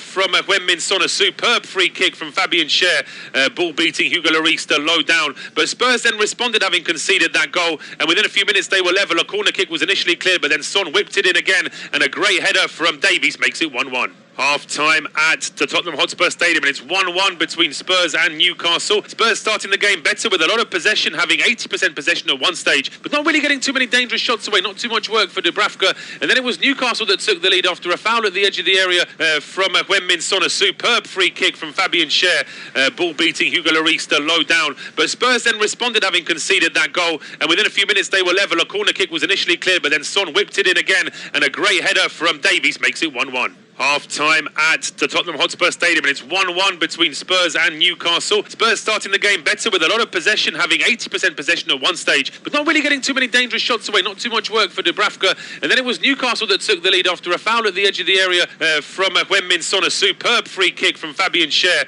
ball beating Hugo Lloris low down. But Spurs then responded, having conceded that goal, and within a few minutes they were level. A corner kick was initially cleared, but then Son whipped it in again, and a great header from Davies makes it 1-1. Half-time at the Tottenham Hotspur Stadium, and it's 1-1 between Spurs and Newcastle. Spurs starting the game better with a lot of possession, having 80% possession at one stage, but not really getting too many dangerous shots away, not too much work for Dubravka. And then it was Newcastle that took the lead after a foul at the edge of the area from Heung-min Son. A superb free kick from Fabian Schär, ball beating Hugo Lloris low down. But Spurs then responded, having conceded that goal, and within a few minutes they were level. A corner kick was initially cleared, but then Son whipped it in again, and a great header from Davies makes it 1-1. Half-time at the Tottenham Hotspur Stadium, and it's 1-1 between Spurs and Newcastle. Spurs starting the game better with a lot of possession, having 80% possession at one stage, but not really getting too many dangerous shots away, not too much work for Dubravka. And then it was Newcastle that took the lead after a foul at the edge of the area from Heung-min Son. A superb free kick from Fabian Schär, ball beating Hugo Lloris low down. But Spurs then responded, having conceded that goal, and within a few minutes they were level. A corner kick was initially cleared, but then Son whipped it in again,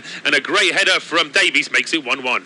Half-time at the Tottenham Hotspur Stadium, and it's 1-1 between Spurs and Newcastle. Spurs starting the game better with a lot of possession, having 80% possession at one stage, but not really getting too many dangerous shots away, not too much work for Dubravka. And then it was Newcastle that took the lead after a foul at the edge of the area from Heung-min Son. A superb free kick from Fabian Schär, ball beating Hugo Lloris low down. But Spurs then responded, having conceded that goal, and within a few minutes they were level. A corner kick was initially cleared, but then Son whipped it in again, and a great header from Davies makes it 1-1. Half-time at the Tottenham Hotspur Stadium, and it's 1-1 between Spurs and Newcastle. Spurs starting the game better with a lot of possession, having 80% possession at one stage, but not really getting too many dangerous shots away, not too much work for Dubravka. And then it was Newcastle that took the lead after a foul at the edge of the area from Heung-min Son. A superb free kick from Fabian Schär, ball beating Hugo Lloris low down. But Spurs then responded, having conceded that goal, and within a few minutes they were level. A corner kick was initially cleared, but then Son whipped it in again, and a great header from Davies makes it 1-1. Half-time at the Tottenham Hotspur Stadium, and it's 1-1 between Spurs and Newcastle. Spurs starting the game better with a lot of possession, having 80% possession at one stage, but not really getting too many dangerous shots away, not too much work for Dubravka.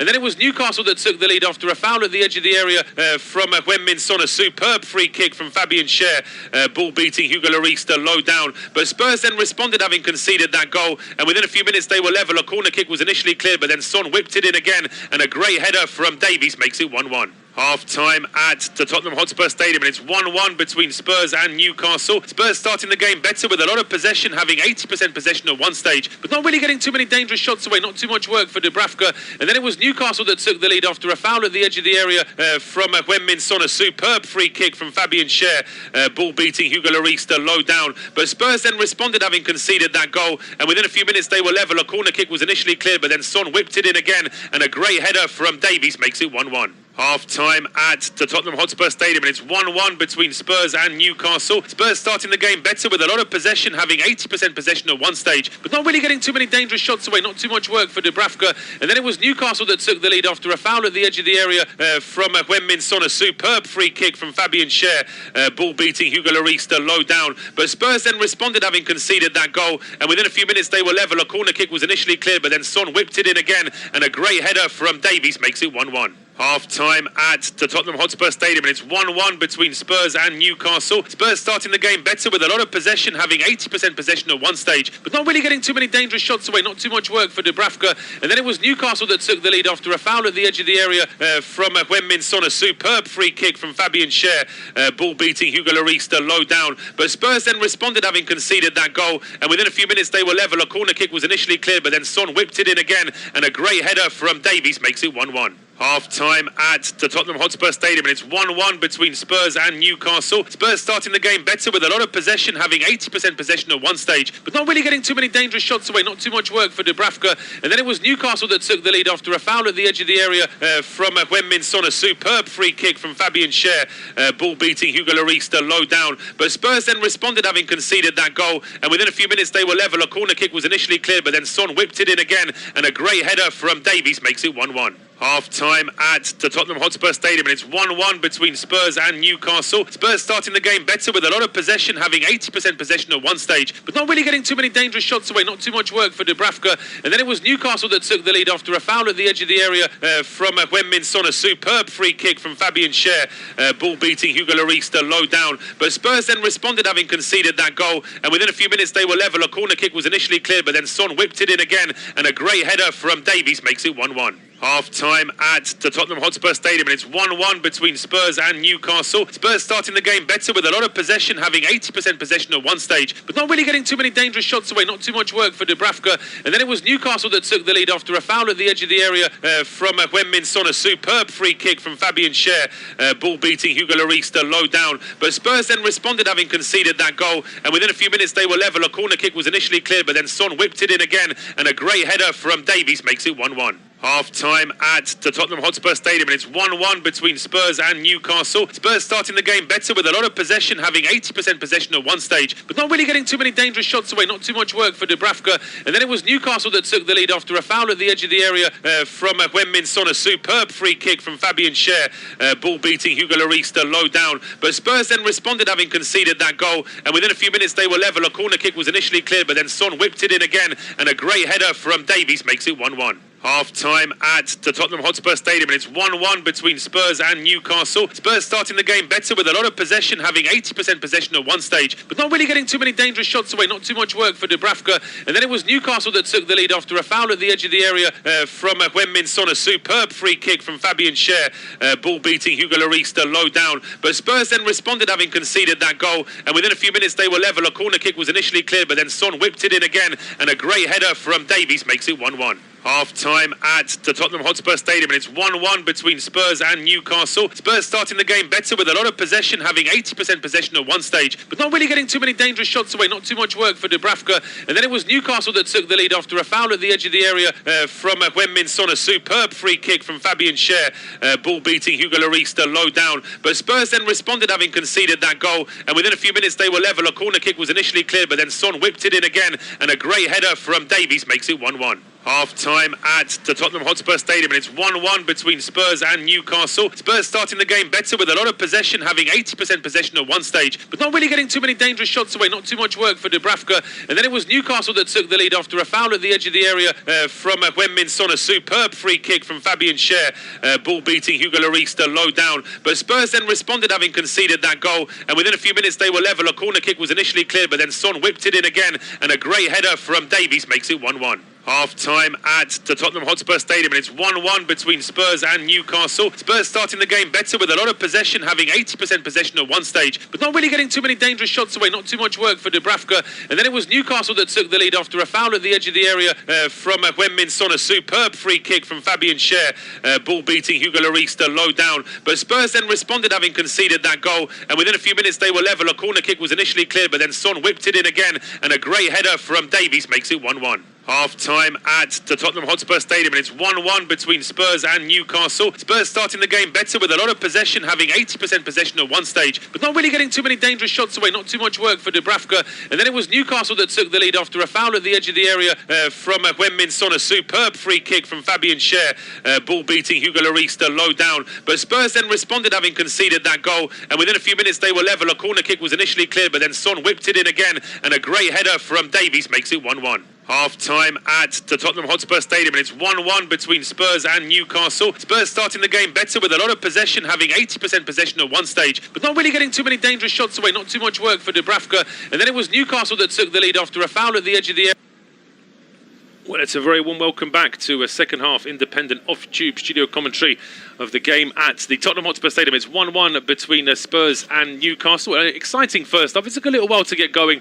Spurs seeing a lot of the ball, but not really creating too many chances. Newcastle then are taking the lead after a great free kick through Fabian Schär, but Spurs are responding within just 4 minutes. After a cross from Heung-min Son headed in by Ben Davies, and that's how things started. There was just a little bit of afters at the end of the first half, with the two benches having to be separated just as the teams were going off for half-time. So we'll see whether any of that is left behind for the second half. It's myself, Paul Shibakovic and Joshua. I'll just get Josh's thoughts in a moment, because Spurs are on the attack, and straight away, perhaps this is a continuation, as a strong challenge there from Dan Burn on Harry Kane, and inside the first 30 seconds, Josh, we've already got a yellow card. Yeah, straight away, both teams going at it, and I tell you what, Dan Burn is not happy with Harry Kane. He's telling him that he's dived and that that it shouldn't be a yellow card, and he's not directing any anger at the referee. He's directing it straight at Harry Kane and saying, "You fooled the referee there, because that's not a yellow card." I'd have to see a replay of it. He's gone in strong for certain, Dan Burn, but like you say, it was a feisty end to that first half, and it started straight away the same way. Well, I mean, I think that he's unhappy there, Dan Burn, with Kane's reaction, but the slide from Burn is risky. Whether or not Kane has perhaps just amplified it slightly, Burn's encouraging that, and if it hadn't have been Kane, I think any other player in the Premier League would have reacted in the same way there. Yeah, I think so. So a free kick then to Spurs. It's about 40 yards out, just slightly over on the right-hand side. Newcastle have set up their offside line just at the edge of the D, as the ball is whipped in by Son, headed away towards the edge of the area. Still kept alive here by Romero. He then plays it back towards Pierre Højbjerg. Long ball from Højbjerg into the penalty area. Kane was lurking, but Dubravka is there first. No changes at half-time, so it's Hugo Lloris in goal for Spurs, with a back three of Christian Romero, Eric Dyer and Ben Davies. The four across the middle, Matt Doherty, Rodrigo Bentancur, Pierre Højbjerg and Emerson Royal, with Dejan Kulusevski, Heung-min Son and Harry Kane as the attacking three. For Newcastle, Martin Dubravka is in goal, with a back four of Javi Manquillo, Fabian Schär, Dan Burn and Matt Targett. Three in midfield of Joe Willock, John Joe Shelvey and Joe Linton, with Ryan Fraser, Alain Saint-Maximin and Chris Wood as the attacking three. It is Fabian Schär bringing the ball out now. That's a terrible ball from Schär. He had all the time in the world. Switches play straight to Kulusevski, and he plays it up to Kane, who's once again been stopped by Burn, but Kane keeps the ball, moves over towards the right-hand side, tries to pick out Son with a cross. Son's missed it, but it's in the back of the net, with Doherty following up at the back post, and it's only taken 2.5 minutes of the second half, and Spurs are in front. Yeah, it all comes from that Fabian Schär pass. He's just completely mishit it, and it goes straight to Kulusevski, and then it's just too easy from there. Newcastle have actually been very impressive defensively in that first half, and straight away in this second half they've just not looked anywhere near as strong as they were. The ball comes in and there's so much time at the back post, and so much space at the back post for Doherty to just easily tap it away. And I mean, it's Harry Kane once again. His passing has been phenomenal. I'm going to criticise Dan Burn here, because Dan Burn was worried too much about stopping Harry Kane at the edge of the box. When this cross comes in, 6'7" Dan Burn is just ball watching. He's nowhere near marking anybody. If he'd have left Kane and dropped a little bit deeper, there might have been a chance of him actually getting on the end of this. But as Son goes for it, I don't think he's touched it. Although I'm not quite sure why we're being shown that. I don't think there was any suggestion that Son had a touch on it. I don't think he was in an offside position either. But in any case, it has got through to Doherty, who's headed into the back of the net. Yeah, look, he's done really well, Doherty, to get down and put it in the back of the net. I think maybe the Son, when he lifts his foot up to try and touch it, he doesn't manage to. I think actually that in turn puts off Fabian Schär, who then doesn't stick a foot out to try and stop it. Well, we were getting replays of that goal from Spurs, and at the other end, Newcastle are going forward, and it drops to Chris Wood, who strikes it just past the post. We're getting off-tube pictures here, so we couldn't actually see how the move started. We were getting replays of the Spurs goal, and suddenly it's another one of those long balls from Jonjo Shelvey, brilliantly taken down on the chest by Wood, and he does well to get a shot away, but always a yard or two wide. Yeah, he's not quite managed to get the purchase on it he'd like to, but that first touch is phenomenal from Chris Wood. It's a long, long ball from Jonjo Shelvey. He brings it down really well on his chest, and that's the exact reaction that Eddie Howe will have wanted out of his players, because they want to come out now and they want to do exactly what Tottenham did to them in the first half and go straight back and score a goal straight after they've conceded one. So they'll be hoping they can, but it's going to be a tough task against a team that, when they want to defend, are very good defensive teams. They absolutely are, and that is the problem now that Newcastle are going to find, is that with Spurs having this 2-1 lead, I don't think Spurs are going to shut up shop and sit back, but it obviously just means that Newcastle have to take a little bit more of a risk and potentially open up the middle of the park for Tottenham. It's the home side in possession now with Son. Rolls the ball all the way back towards his own penalty area though, and now it's Romero bringing it forward. Just goes back towards Eric Dyer. And as I say, it will be frustrating there for Eddie Howe's side. Certainly looked organised in the first half. And it's just those fine margins. Just like in the earlier game today, we saw one bit of miscontrol from Alex Iwobi. That was enough for West Ham to go up the other end and score. Ended up being the winner. As Spurs now in possession. Kane with the ball over the top. It was the right idea. Kulusevski had a lot of space. But the pass from Kane just a bit overhit. Yeah, he's trying to play that role that he's been playing recently in sort of the last season and a half, where he's not only the goal scorer but the creator for Tottenham as well, and he's been so important for them in that aspect, because really until the likes of Bentancur and Kulusevski came in, it was all him and Son. They had to do it all, but to have built up that ability and have the likes of those other players around, he's such an important and vital cog in that team, and Conte will be blessed to have him as part of it. Absolutely, yeah. It's all the traits of the striker with some of the passing ability of an excellent midfielder, as well as the ball now back with the Newcastle goalkeeper Martin Dubravka. Just strides out from his penalty area, rolls this ball towards Fabian Schär, as the visitors now just looking to try and consolidate a bit of possession again. One of those languishing balls there from Schär. This time it does reach its target of Joe Linton. And he plays it back towards Sam Maximan, under pressure there from Højbjerg. Just by the centre circle there, Sam Maximan back towards Schär. Now it's with Manquillo down the right-hand side. Plays it into Ryan Fraser. Didn't see enough of him in the first half, I think. And that, I suppose you could actually say that about his time at Newcastle so far. He's not really got into it as much as you would expect, because he certainly showed plenty of glimpses at Bournemouth. Yeah, no, he's not quite managed to reach the level I think Newcastle fans would have liked him to. I think he's quite a one-footed player, which is why we've not seen much of him in this game. I think he's been put onto his right foot a lot, and he struggles to even make a fairly simple pass with his right foot, because he's so heavily left-footed. There are plenty of players like that in the Premier League, and he is one of them.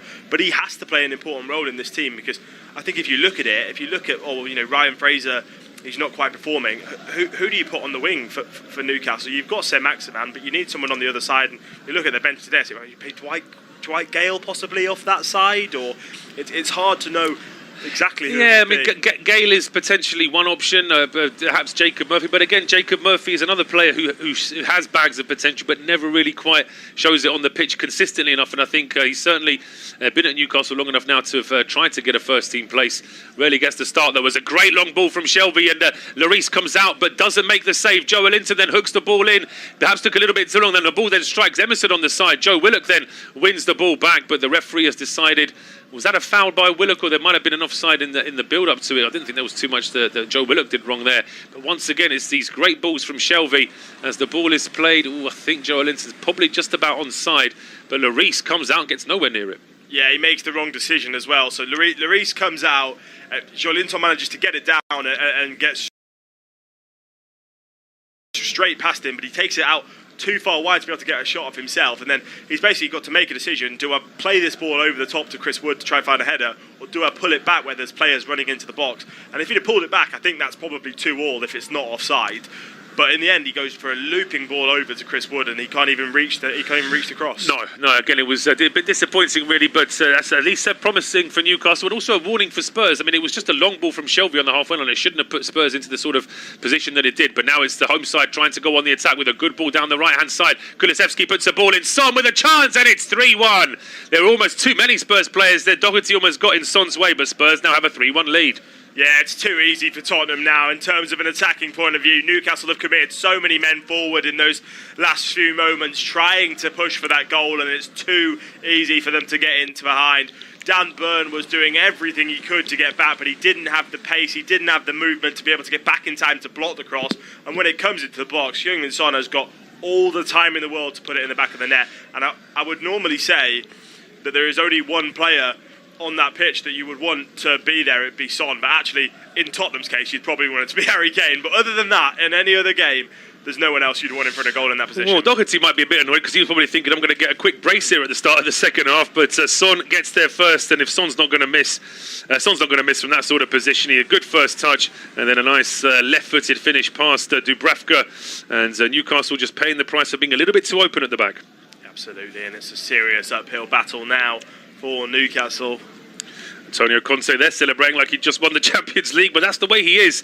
He goes from being furious and sort of downtrodden 1 minute to being absolutely delighted the next. A very emotional manager, as you said. 14 goals now, 14 Premier League goals for Heung-min Son this season. Straight from the kickoff, Newcastle lose the ball, and Kane's away now, getting towards the edge of the area. Joe Linton goes into the back of him. That is a foul against Joe Linton, and Kane straight away telling the referee, what about a second yellow? And there won't be a second yellow. Kane can't believe it, but I'm just thinking, is that enough for a second yellow there for Joe Linton? Look, it's a promising attack. That's for certain. I think it's a soft free kick anyway. But I think, for me, it's probably not a free kick. But I think if you're giving a free kick there, I can see why you'd give a yellow card because of the position Tottenham were in.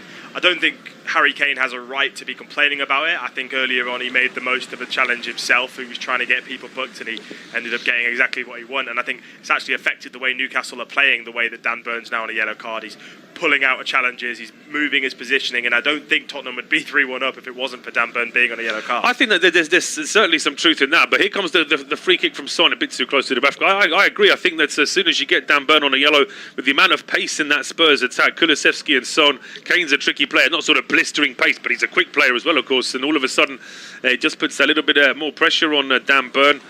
And Fabian Schär, as I say, he's a ball-playing centre-back. He's a good defender, but I sometimes think that he's almost got more midfield qualities than he has defensive qualities, really. Newcastle in possession now in midfield with Joe Willock over towards Javi Manquillo on the right-hand side. Back to Willock, pressing here from Bentancur. Ball now going back towards Schär and Burn. 57 minutes gone, independent off-tube studio commentary. A couple of quick goals for Spurs at the start of this second half. They now lead this game by 3-1. And here is Alan Saint-Maximin down the left-hand side. Plays it to Joe Linton, but Romero in the right place at the right time. Once again, Kulusevski finding Kane, who nutmegs Dan Burn, but then is pushed off the ball by Willock. No free kick given. And here come Newcastle now as Højbjerg dives in against nowhere near Saint-Maximin. Saint-Maximin then tries to thread the ball to Willock.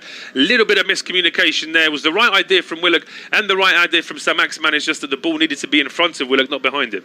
Yeah, Joe Willock's making a run, and I think you either have to give the ball to him about 3 seconds before that, whilst he's running onto it, or you have to use his run that he is making as a complete dummy run and take it yourself. In the end, Saint-Maximin gets caught between the two, and they just have crossed wires. Well, here comes Wang-Min Son, one of those great runs from the halfway line to find Harry Kane. Kane breaking into the box. Good challenge from Fabian Schär. This time the angle was quite tight for Harry Kane as well. He's able to recycle that ball and go back to Doherty.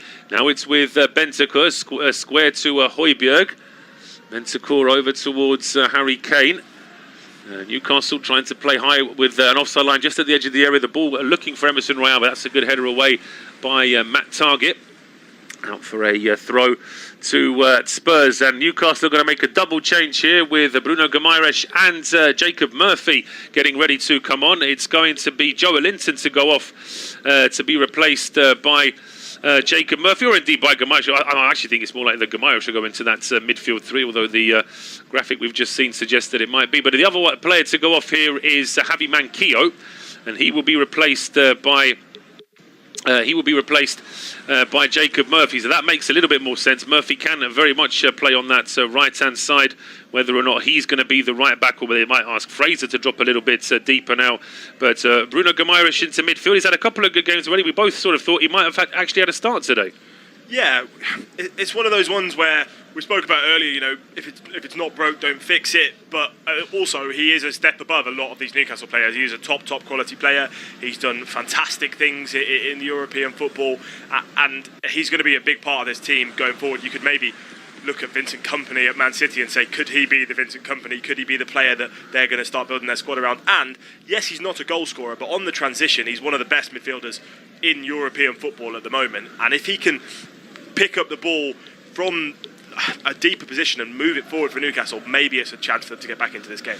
Certainly is. Cameron now focusing on John Joe Shelby, because if Newcastle are going to get back into this game, he's going to have a big part in it, you feel. But Spurs give it away. A couple of loose balls from Spurs in midfield, and all of a sudden Newcastle have got a chance here as the ball gets whipped in by Targett, and it's volleyed clear. That's going to be a corner kick to Newcastle. Ben Davies getting on the end of it.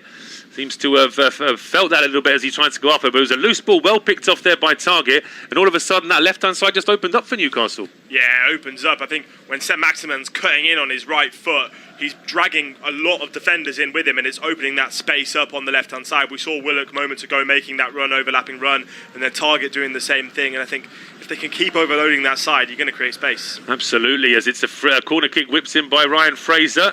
Both sets of players with their hands up, but the decision goes the way of the visitors. It's going to be another corner kick, but it's going to be from the other side, from the right-hand side this time. So we'll see if there's going to be an in-swinger now from Matt Targett. Yes, he has. He's come across to this right-hand side as Newcastle look. And it's going to be whipped in now by the former Villa man. Plenty of pushing and shoving inside that 6-yard box as the ball comes in towards Fabian Schär. It comes off a Spurs head, I think, but Targett decides to go for it, and he's in an offside position as he puts that ball in. So it must have been a Newcastle player that got his head to that then. And the linesman on that side getting a bit of an earful from the Newcastle fans stood just behind him. Yeah, not particularly happy with that decision, some of the Newcastle fans on our pictures. But if it has come off a Newcastle head, then Matt Targett was most definitely offside. Question mark over whether it did or whether it came off as a Spurs head. But it is a free kick, and they'll just take it short to Hugo Lloris. They do, which is a bit of a strange choice because there are 4 Newcastle players still in and around the Spurs penalty area, and then it's a bit of trouble here for Davies. Just about keeps the ball in play, clears it up to the halfway line. Kane runs straight into Fabian Schär, but gets away from him now. Schär trying to stop Kane, and in the end, Kane still keeps the ball, and he tries to play a ball now looking for Emerson Royal. That's stopped by Matt Targett. Guimaraes then loses the ball in midfield. Shelby is there though to mop up, but his clearance goes straight to Højbjerg, and Spurs once again have the ball back here in midfield. It's with Christian Romero. Up towards Kulusevski, back to Romero. Great ball with the outside of the boot as well there from Romero to play Kulusevski into space down the right-hand side. He then puts a left-footed cross in, which is too close to Jacob Murphy, so he has got into that right-back position there, Murphy. And the ball now back with Højbjerg and Bentancur. Højbjerg to Dyer, now over towards Davies on the left-hand side. Newcastle trying to press as high as they can. It's a difficult one for Newcastle because they're 3-1 down. They're not out of the game yet, but they know if they concede again, they definitely are. So they don't want to sit too deep, but also they can't press too high. We'll get to your thoughts on that in a second, Josh, because here come Newcastle again with Guimaraes finding Fraser. Fraser's ball is just too short for Wood. Is that Wood moving too far away from where the ball was, or is it Fraser not picking out his teammate? In any case, the ball is lost, and now Spurs can go on the attack here as Romero brings the ball out. He finds Kulusevski down the right-hand side. Kulusevski getting to the edge of the area. Oh, he tries to throw the ball through to Kane. He's stopped by Shelby, but it goes back to Kulusevski. Keeps it alive inside the penalty area. Now it's with Christian Romero. He's got Guimaraes there for company, so he goes back towards Kulusevski. And then Bentancur forced to go back towards the halfway line where Eric Dyer is waiting. He plays it square now towards Ben Davies. Now it's with Højbjerg to Romero. He then finds Kulusevski moving forward. Now it's with Heung-min Son. He gets to the edge of the area, looks for options. One of them is down the left-hand side with Doherty. Plays a quick 1-2 with Kulusevski. Doherty then cuts it onto his right foot. And it's with Emerson Royale, and he puts the ball into the back of the net. He only just about got his foot to it. And there was a Newcastle player trying to stop him, but it is the Brazilian that makes it 4-1. Well, they're just being absolutely pulled to pieces at the moment. Newcastle's defence is just not good enough. You were about to start a conversation about a minute ago. You're 3-1 down. Your only option is to go and search for that goal. But if you do that against this Tottenham side that has so much attacking ability and the likes of Kane who can find a pass or score a goal, they're just going to overload you. They're just going to make it backs against the wall every time they're attacking. That's exactly what they do here.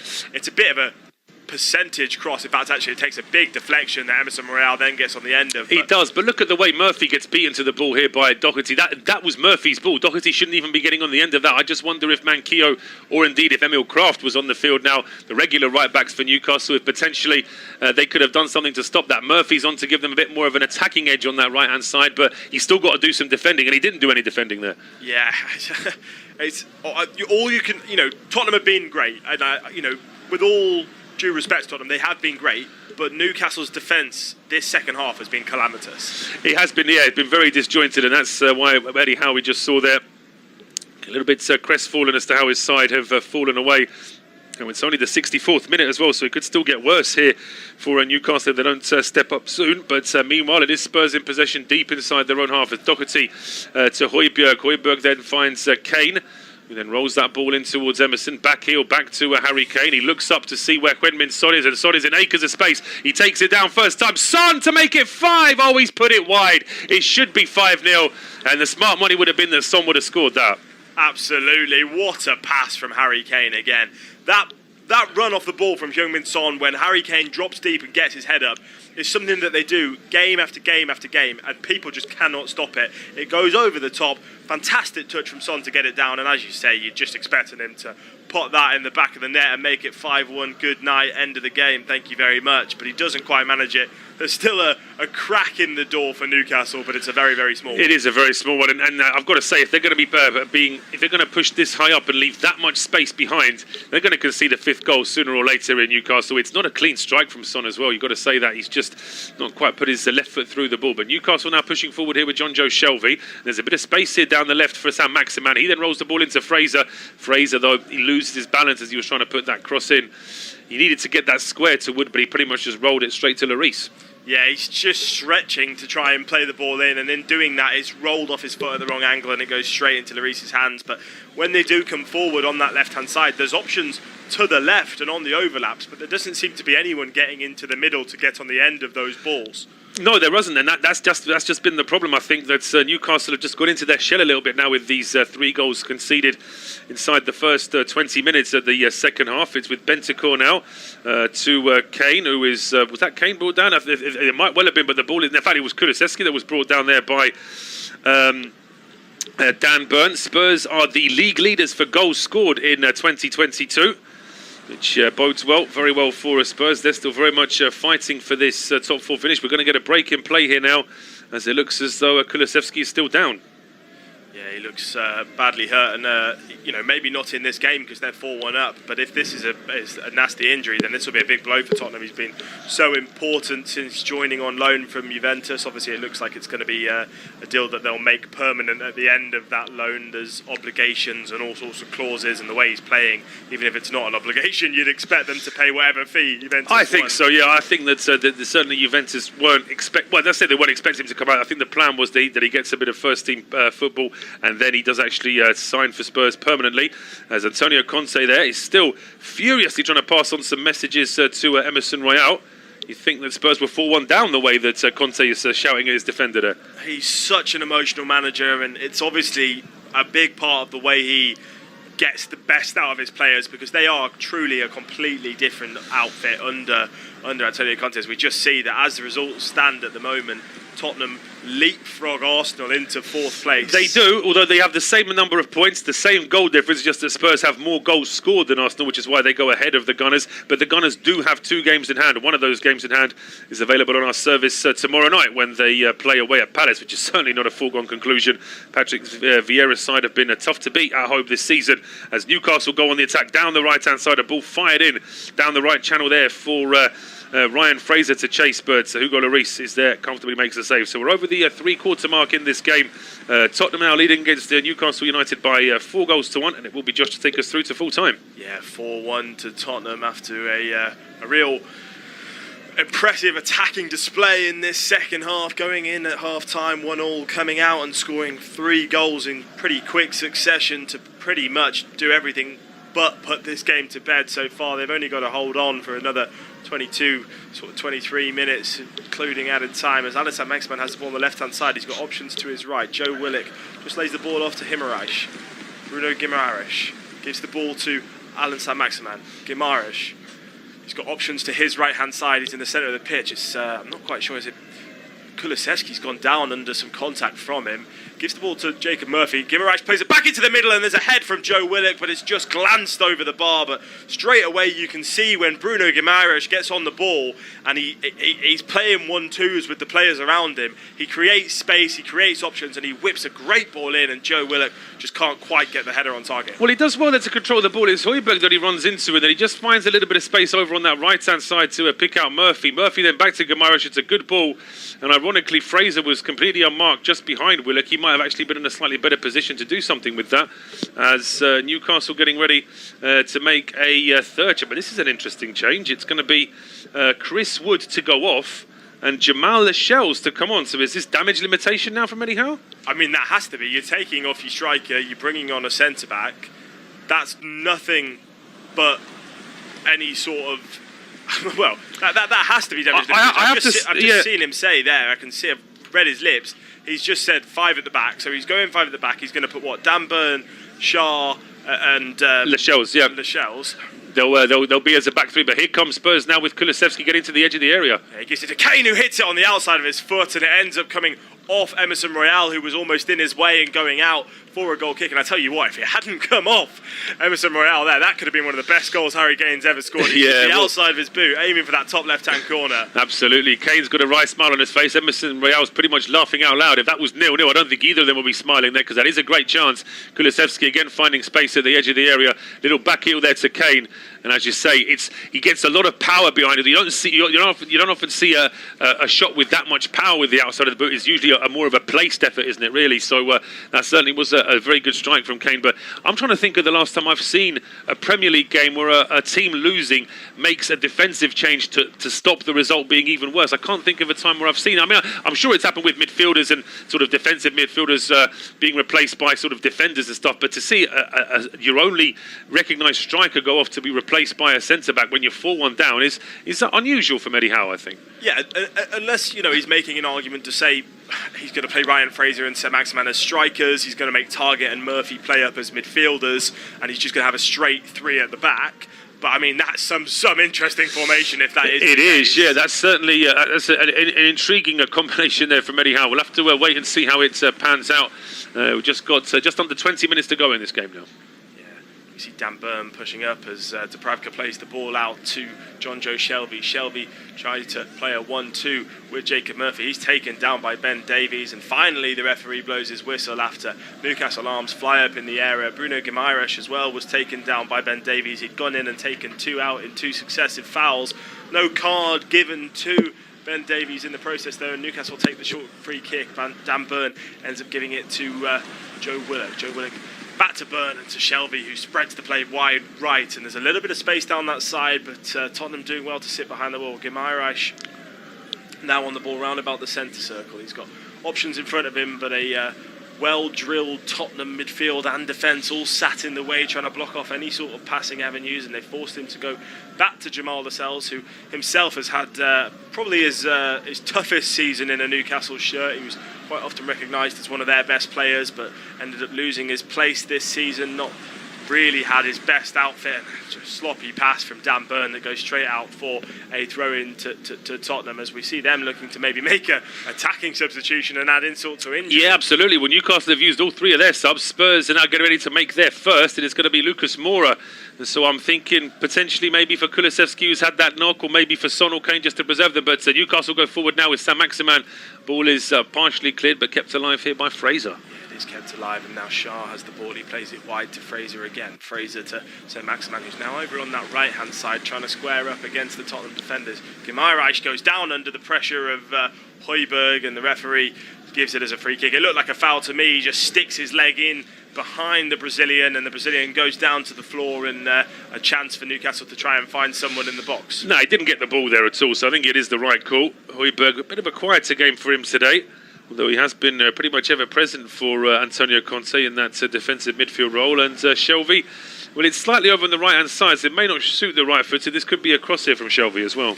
Yeah, I think you'd imagine so from this sort of distance. It's really quite far out, about 35 yards out from goal. I think you'd probably be expecting him to float this in. However, it is John Joe Shelvey, and he can hit them from this distance. He does float it in. It's gone towards the back post where Lascelles nods it back across the face of goal, but it is cleared away by Tottenham. It falls to Heung-min Son, and then he sweeps it wide to Kulusevski. He's got plenty of space to run into in front of him, but Saint-Maximin comes back to help out defensively for Newcastle and does so well to dispossess Kulusevski, and he's going to try and get forward himself, but then Romero takes down Saint-Maximin, and something's just happened off the ball further away. I'm not sure quite who it is down on the floor holding their face. I think it could be Emerson Royal. It is. It is, yeah. Well, Eric Dyer ran to the referee pointing towards the Newcastle half. Is he trying to tell the referee that somebody has done this to Emerson Royal deliberately? We'll have to wait and see. We certainly didn't see anything live. Obviously, the pictures we get to follow the ball, but something must have happened off the ball here.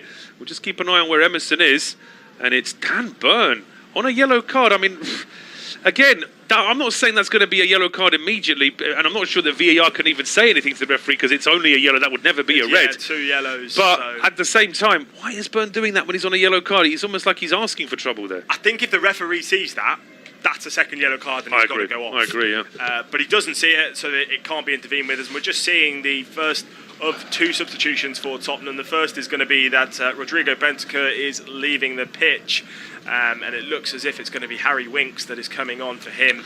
Lucas Moura is also going to be coming on. We just wait a confirmation for exactly who he's going to be coming on for. So Bentancur goes off. He was on a yellow card, so maybe a bit of smart thinking there from Conte with this game pretty much all but in the bag for Tottenham. And it is Kulusevski who is going to go off. So the pair from Juventus will leave the pitch, and Harry Winks and Lucas Moura enter the frame for Tottenham.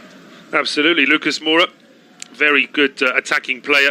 Not really had enough. He's had enough chances. He just doesn't really have that consistency to stay in that team week in, week out. Harry Winks, of course, was flirting with the England squad at one stage, but now because of the arrivals at Spurs, he's just been pushed down the pecking order a little bit. Yeah, absolutely. He has himself and Oliver Skipp both not really getting a look in at Tottenham, given the signings in January and the way they've been playing recently under Antonio Conte. Emerson Royal doing well to find a pass there to help Tottenham break away, but in the end it's just a long percentage ball that lands at the feet of Jamal Lascelles and gives Newcastle an opportunity to try and go forward themselves. Dan Burn has really come over onto this left-hand side since the addition of Lascelles into that back three, and he's playing that tallest left back in the league role. You mentioned earlier that he used to play at Brighton. He is, yeah. He's gone back to that role now as Newcastle try and do something just to at least make it a little bit more interesting in these last 14 minutes or so.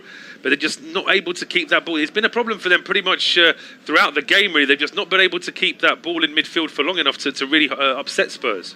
Yeah, this will be a result so far as well, if it stays this way, that Newcastle fans will feel might be a bit of a culture shock after going on such a great run of form. To lose 2 games in a row, this would be their 3rd, and it'd be such a negative result. And also, it's the fact that they've lost in the style that they have. They were unlucky to lose 1-0 away at Chelsea, even more unlucky to lose 1-0 away at Everton, but they've been comprehensively beaten today. Absolutely, especially in the second half. I think they probably put up a good enough fight in the first half to deservedly go in level, but this second half has been dire from a Newcastle perspective. Yeah, and they're back in action on Friday night in a game that will be available on our service. 8 o'clock kickoff at home to Wolves, and that's certainly not going to be a walkover for Newcastle by any stretch. Spurs' next game is against Aston Villa, and that will be next Saturday. But certainly from Newcastle's point of view, a defeat today, they won't say they're suddenly right back in relegation trouble, but depending on what result happens in the Burnley-Everton game that's going to be played in midweek, all of a sudden there could be that bit more pressure on them by Friday. Absolutely, lots of pressure on them, and the teams around them will be thinking, this is another team that could be dragged back into the battle, the likes of Leeds. And absolutely. Bearing in mind that Watford play Leeds at home next weekend, and then Watford play Brentford at home the week after. So a lot could be happening around Newcastle. If they start dropping points, then things could start to turn south for them. Absolutely, and it's a fan base that'll get behind their team if they do end up falling back into those relegation places. But at the moment, they'll be safe for it, but they're not safe in this game. 4-1 down, 78 minutes played, and Tottenham have the ball now on a halfway line with Heung-min Son. He's just going to try and run at Newcastle on the left-hand side. He plays it back in the end to Ben Davies. Davies lays it off to Winks. Højbjerg in the centre circle, little pass back to Eric Dyer, and he spreads it wide to Romero, who's been very impressive since joining Tottenham in the summer. Højbjerg, lovely breaking line pass through to Harry Kane. He's got runners off the ball, and he's so dangerous when he does have those runners. He plays it wide left to Son. Son's one-on-one with Ryan Fraser. He then cuts in on his right foot. He's got options available behind him. He gives it to Winks. Winks goes from distance, and it just goes past the post. Harry Winks from distance. It looked speculative. I didn't think it was going to be anywhere near the goal, but it dips at the last moment, and it's almost gone in for 5-1. It has, and as I say, it starts off right up until the last second. That ball always seems too high, curling away from goal, but then it starts to dip. Those Spurs fans behind the goal as well, getting very excited before they realised it was going wide. Final change being readied here for Spurs. It looks like it's going to be Steven Bergwijn. Yeah, Steven Bergwijn looking to come on the pitch for Tottenham. We're still trying to find out when that will happen. At the moment, we're seeing pictures on our screen of the Tottenham fans not giving the ball back and just throwing it around. I'm not sure why they're doing this. They're 4-1 up. Get the game over and done with. Well, yeah, I mean, as I say, it's just a little bit of time wasting there, waiting until a second ball is found just so that Dubravka has to delay taking his goal kick. Just the Spurs fans are enjoying themselves a bit, but it's been a good afternoon for them, and they rode out a little bit because at times in the first half it wasn't all Spurs' way at all. No, absolutely not, and it'll be a confidence-boosting victory for Tottenham should it stay this way. And as we say, Steven Bergwijn still waiting on the sideline to come on. You'd imagine it would probably be for Heung-min Son. You'd want him to stay fit, stay uninjured. I mean, it could be for Harry Kane. Maybe you put Son up front, maybe you play Bergwijn as a centre forward. We'll wait and see, but it's a substitution that I imagine will be to help keep legs fresh and avoid any injuries, as Joe Willock tries to go forward here for Newcastle, but he's tackled by substitute Lucas Moura. It goes out on the left-hand side, and Matt Targett will have to wait to take his throw in as they wait for the substitution to be made. And I tell you what, I got it completely wrong. It's Emerson Royale who's interesting, yeah. So he's going to try and perhaps ask Bergwijn to play in that midfield 4. Can't really see Moura, Son or Kane being asked to drop into that midfield 4, so he's going to go into that role. Bergwijn, he scored a couple of big goals, I suppose. Of course, he scored that winner in that mad finish towards the end of the game away at Leicester a little while ago. Yeah, he's a erratic player, Steven Bergwijn, to say the least. He's a player who, when he's on the ball, looks very dangerous, but has fluctuating form. He can be. Yeah, it's been a problem for him since he's arrived in England, that he's just not been able to keep that form consistent enough to get into the team. Decent performance though today from Emerson Royale, I thought. Yeah, I think everyone in the Tottenham shirt has played well today. They've deserved the 3 points that they will most likely get, barring some sort of miracle in the remaining 9 minutes of this game. And they've been a solid outfit, and they've looked like an Antonio Conte team that takes advantage of mistakes, that presses high, that keep hold of the ball and play sensible football when they're ahead. And that's what they've done, and they're doing it at the moment as they pass the ball around the back with Romero. He's put under a bit of pressure by Willock, but comfortably just knocks the ball across to Eric Dyer, who will just play a little 1-2 with Harry Winks as the pressure from Newcastle has really calmed down over the last 10 minutes or so. There was a lot of a higher press. They were trying to force some sort of mistake, but I think they probably look a beaten team, Newcastle, knowing that they're out of this game. Yeah, I think so. I think that they say they're not going to sort of roll over and just wait for the end of the match. They are still trying to press and make it difficult for Spurs, but psychologically they know that in 8 minutes they're not going to make up a 3-goal deficit here. And it's just a case of trying to put in a professional performance for these final minutes. Don't get any silly yellow cards, which Dan Burn's been very close to getting a second one already. And just make sure that they're ready for that game against the Wolves on Friday night, because that'll be a big game at St James's. Absolutely, it will. And as I'm just looking at the pictures, it doesn't look like Bergwijn is going to slot into that position. It looks like he's playing up front in a 2 with Harry Kane. So does that mean that Lucas Moura perhaps has dropped into that midfield 4? It may well be that he's just gone a little bit deeper. At this stage, it's Spurs in comfortable possession. They're not really trying to get forward. They're just trying to keep the ball away from Newcastle, as Lloris's long clearance does actually get picked off by Fabian Schär. So at least a moment of possession now for Newcastle. Yeah, and it will be Lascelles that has it. He's giving it to Dan Burn, who goes straight back to Dubravka because there's a bit of a press on from Lucas Moura. The players who are geared up and have the energy like Bergwijn and Moura are the ones that are putting Newcastle under a bit of pressure. But as I say that, they lose the ball through. Eric Dyer loses the ball, gets the ball back for Tottenham, and it is Stephen Bergwijn who's managed to go through his one-on-one with Dubravka, and he's slotted it in the bottom left-hand corner, and the substitute comes on and scores. It's 5-1 to Tottenham, and that's it. It's got to be over now. Yeah, the classic Bergwijn celebration there. Takes his glove off and covers his face. That's his little thing when he scores, and he's been scoring goals for Conte. He's come off the bench and scored a couple of big goals. This one's more just the icing on the cake, but it's great for Bergwijn, great for Conte as well to know that he's got players coming off the bench, only need a few minutes on the field and they get a goal. He's done so well there, Bergwijn, to get into that position, but it all comes from a drilled pass into Saint-Maximin that he can't quite get under control. Eric Dyer forces a tackle on it, and then Dan Burn just... I think he's actually probably made another foul on Lucas Moura, but in the end, Moura manages to get the pass off. It's Son that gives the ball to Moura. Moura just knocks it through the legs of Lascelles and it's through one-on-one. I'll tell you what's interesting is that as that foul is committed by Dan Burn, the referee actually puts his hand up to say, I've given an advantage. So potentially Burn would have been looking at a second yellow there. Interesting enough as well, Ryan Fraser was charging back to try and help in defence, and it's actually him that plays Bergwijn on side. Had it not been for him, I think Bergwijn might have been close. I don't think he would have been miles off, but it could have been a lot closer. But the Dutchman delighted, as are the Spurs fans behind the goal, with 6 minutes to play, and Spurs now lead 5-1. Yeah, absolutely. You can't underestimate how big of a confidence boost this will be for Spurs going forward in their battle for the top 4. It's something that a lot of people have written themselves and Man United off, but with these sorts of performances, Tottenham look well in there. As Bergwijn tries one from distance, and it's just dropped over his shoulder. He's tried to volley it from just inside the area, and it's gone right over the bar, but only just. And he throws his gloves away because he's on fire. He doesn't need them anymore. He doesn't need them anymore. No, he's warmed up now, Bergwijn, and that's a great ball over the top to find him. And he just lets it bounce once. He turns and hits it full on the volley, and that's not a bad effort at all. It's just a little bit over the bar. Dubravka was diving just underneath it, so had it been on target, you would have expected him to make the save. But Spurs, you see, once again, it's the high energy from Antonio Conte's side. Spurs lead 5-1. Newcastle took a short goal kick, and there were 4 Spurs players pressing there. Yeah, Shelby plays a long ball down the right-hand side to Saint-Maximin, who switched over to that wing when the back 5 was changed when Lascelles came on, and Dan Burn just gives it to Guimaraes. Guimaraes has got Maximin on that right-hand side. He manages to find him, and there's a chance now for Newcastle to maybe get a goal back as Maximin plays the ball through into the middle. It's headed away by Harry Winks, but only as far as Shelby. He couldn't quite get the pass back in, and then it's ended up cleared away, but only as far as Jamal Lascelles, just inside Newcastle's own half. He gives it back to Guimaraes. Guimaraes has Willock on his right, Murphy on the right-hand side. He gives it to Saint-Maximin. Back to Murphy. He can play the ball back in the middle towards Shelby. Handball. It goes back, and there's got to be a handball there. Surely there's calls for it. Giorgio Shelby puts his hands up. The Newcastle fans are pretty pretty adamant. The players look adamant there was a handball, but nothing's been given. Nothing's been given yet. I do wonder whether VAR can have a look at this now, as the ball is just in play here with Spurs in possession inside their own box. It did look as though it struck the player on the arm there.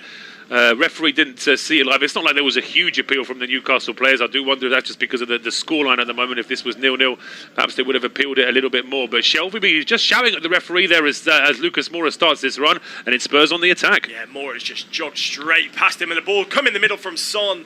And Kane was the one that was going to try and run onto it, but in the end it's played a little bit too close to Martin Dubravka, who can come out and collect it. But yet to see any sort of... No, we've not seen a replay. Dubravka held onto the ball. The referee could have asked him to wait and wait and see, but he's decided that, obviously VAR have decided.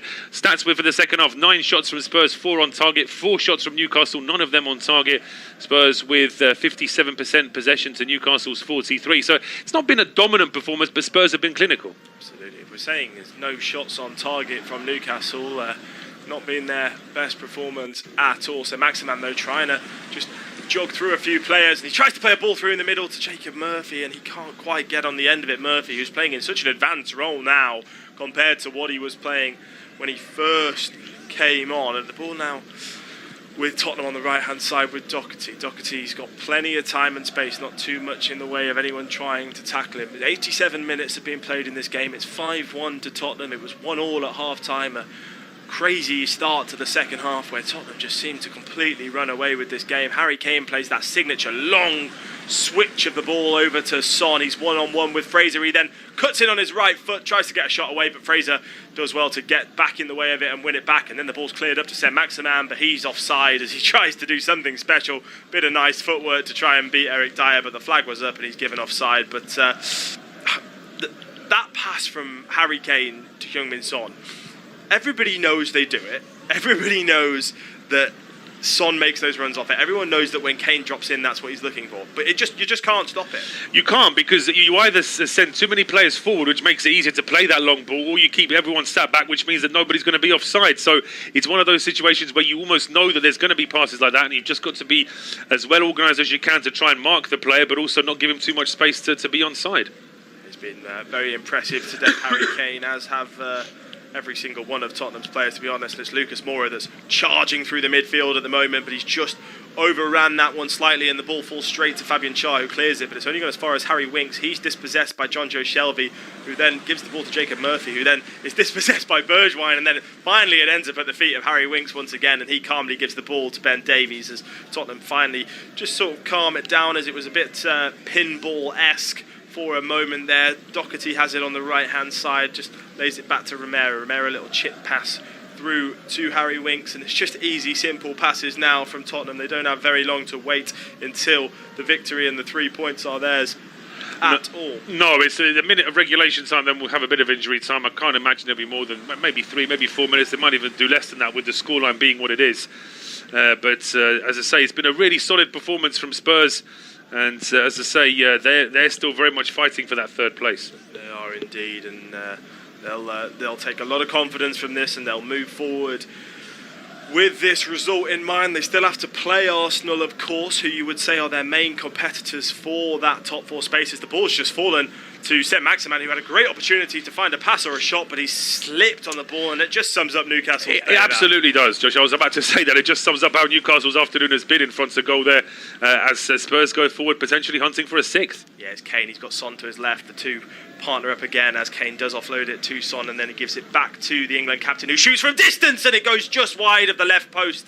And it was a fantastic effort from Harry Kane. He's one of those strikers, like Alan Shearer was. He can be a man stood on the penalty spot trying to get on the end of something, or he can shoot from distance, and he almost added another one to his tally there. As we get confirmation, there will be 3 minutes of added time in this game, so just 3 minutes until Tottenham walk away with these 3 points. It's going to be a long 3 minutes for Newcastle, I'm sure. It is, yeah. I mean, again, Newcastle wanting to play out from the back. Too many Spurs players close by, but in the end, Dubravka does decide to play it to Lascelles, then straight back to Dubravka. Not sure that there was any point in that, because Dubravka has to clear it long now anyway. But yeah, it's one of those games, I think, where Newcastle don't want to spend too long sort of analysing it and worrying about it too much. They've just got to put it down as a bad day in the office, and also be very aware of the fact that their defensive organisation in the second half, even without that much pressure from Spurs, just went completely to pot. Absolutely, and Guimaraes has the ball now. Maybe they could get some sort of consolation goal and try and think of it as a positive way to end this game. Guimaraes gives it back to Dan Burn. Burn plays it wide to Target. Goes back to Guimaraes. He's one-on-one with Højbjerg, trying to beat him, but in the end goes left to Dan Burn, and he's done well to shake off Højbjerg again. Guimaraes, and Shelvey spreads the ball wide to St Maximin on the right-hand side. He's got Murphy making a run, but I think he was probably offside, and he was. He tried to make his run, then he sort of hesitated, and in doing so found himself offside, and Son's just gone down. Yeah, well, there was no challenge there on Heung-min Son. He's just felt a bit of pain there in his, is it right ankle, it looks like? Being helped up now by Ben Davies. We'll just see again here. Is there any contact from Murphy? Or just, oh yeah, he treads onto the on the toe end of Heung-min Son. Just a bit of a delayed pain reaction there from Son, but no malice there. Murphy with a quick handshake as well. Yeah, I think it was just one of those ones where he's not trying to claim a foul, Son. He's just gone down in pain, and I think sometimes you have to do it rather dramatically for the referee to try and stop the game. So sometimes that's what the players have to do, as Kane plays that signature ball once again on the left-hand side to Son, and this time it's dealt with well by Ryan Fraser, I think, who came across on that side to get the ball, nick the ball away from Son, and just 1 minute remaining of added time now, and with those 60 seconds left, how do you sum up how this game went in the second half, and the reasons why there's been such a capitulation defensively from Newcastle? I think it's a combination of Spurs being right up for it, and I think that the problem is that Spurs came out in the second half with an attacking intent. Newcastle, being the visiting team, just weren't able to respond in those first few minutes, and before you knew it, it was 2-1, then 3-1, and all of a sudden the game just got away from Newcastle. But they'll have to look back on the fact that they could have perhaps taken advantage of a few weaker moments from Spurs in that first half.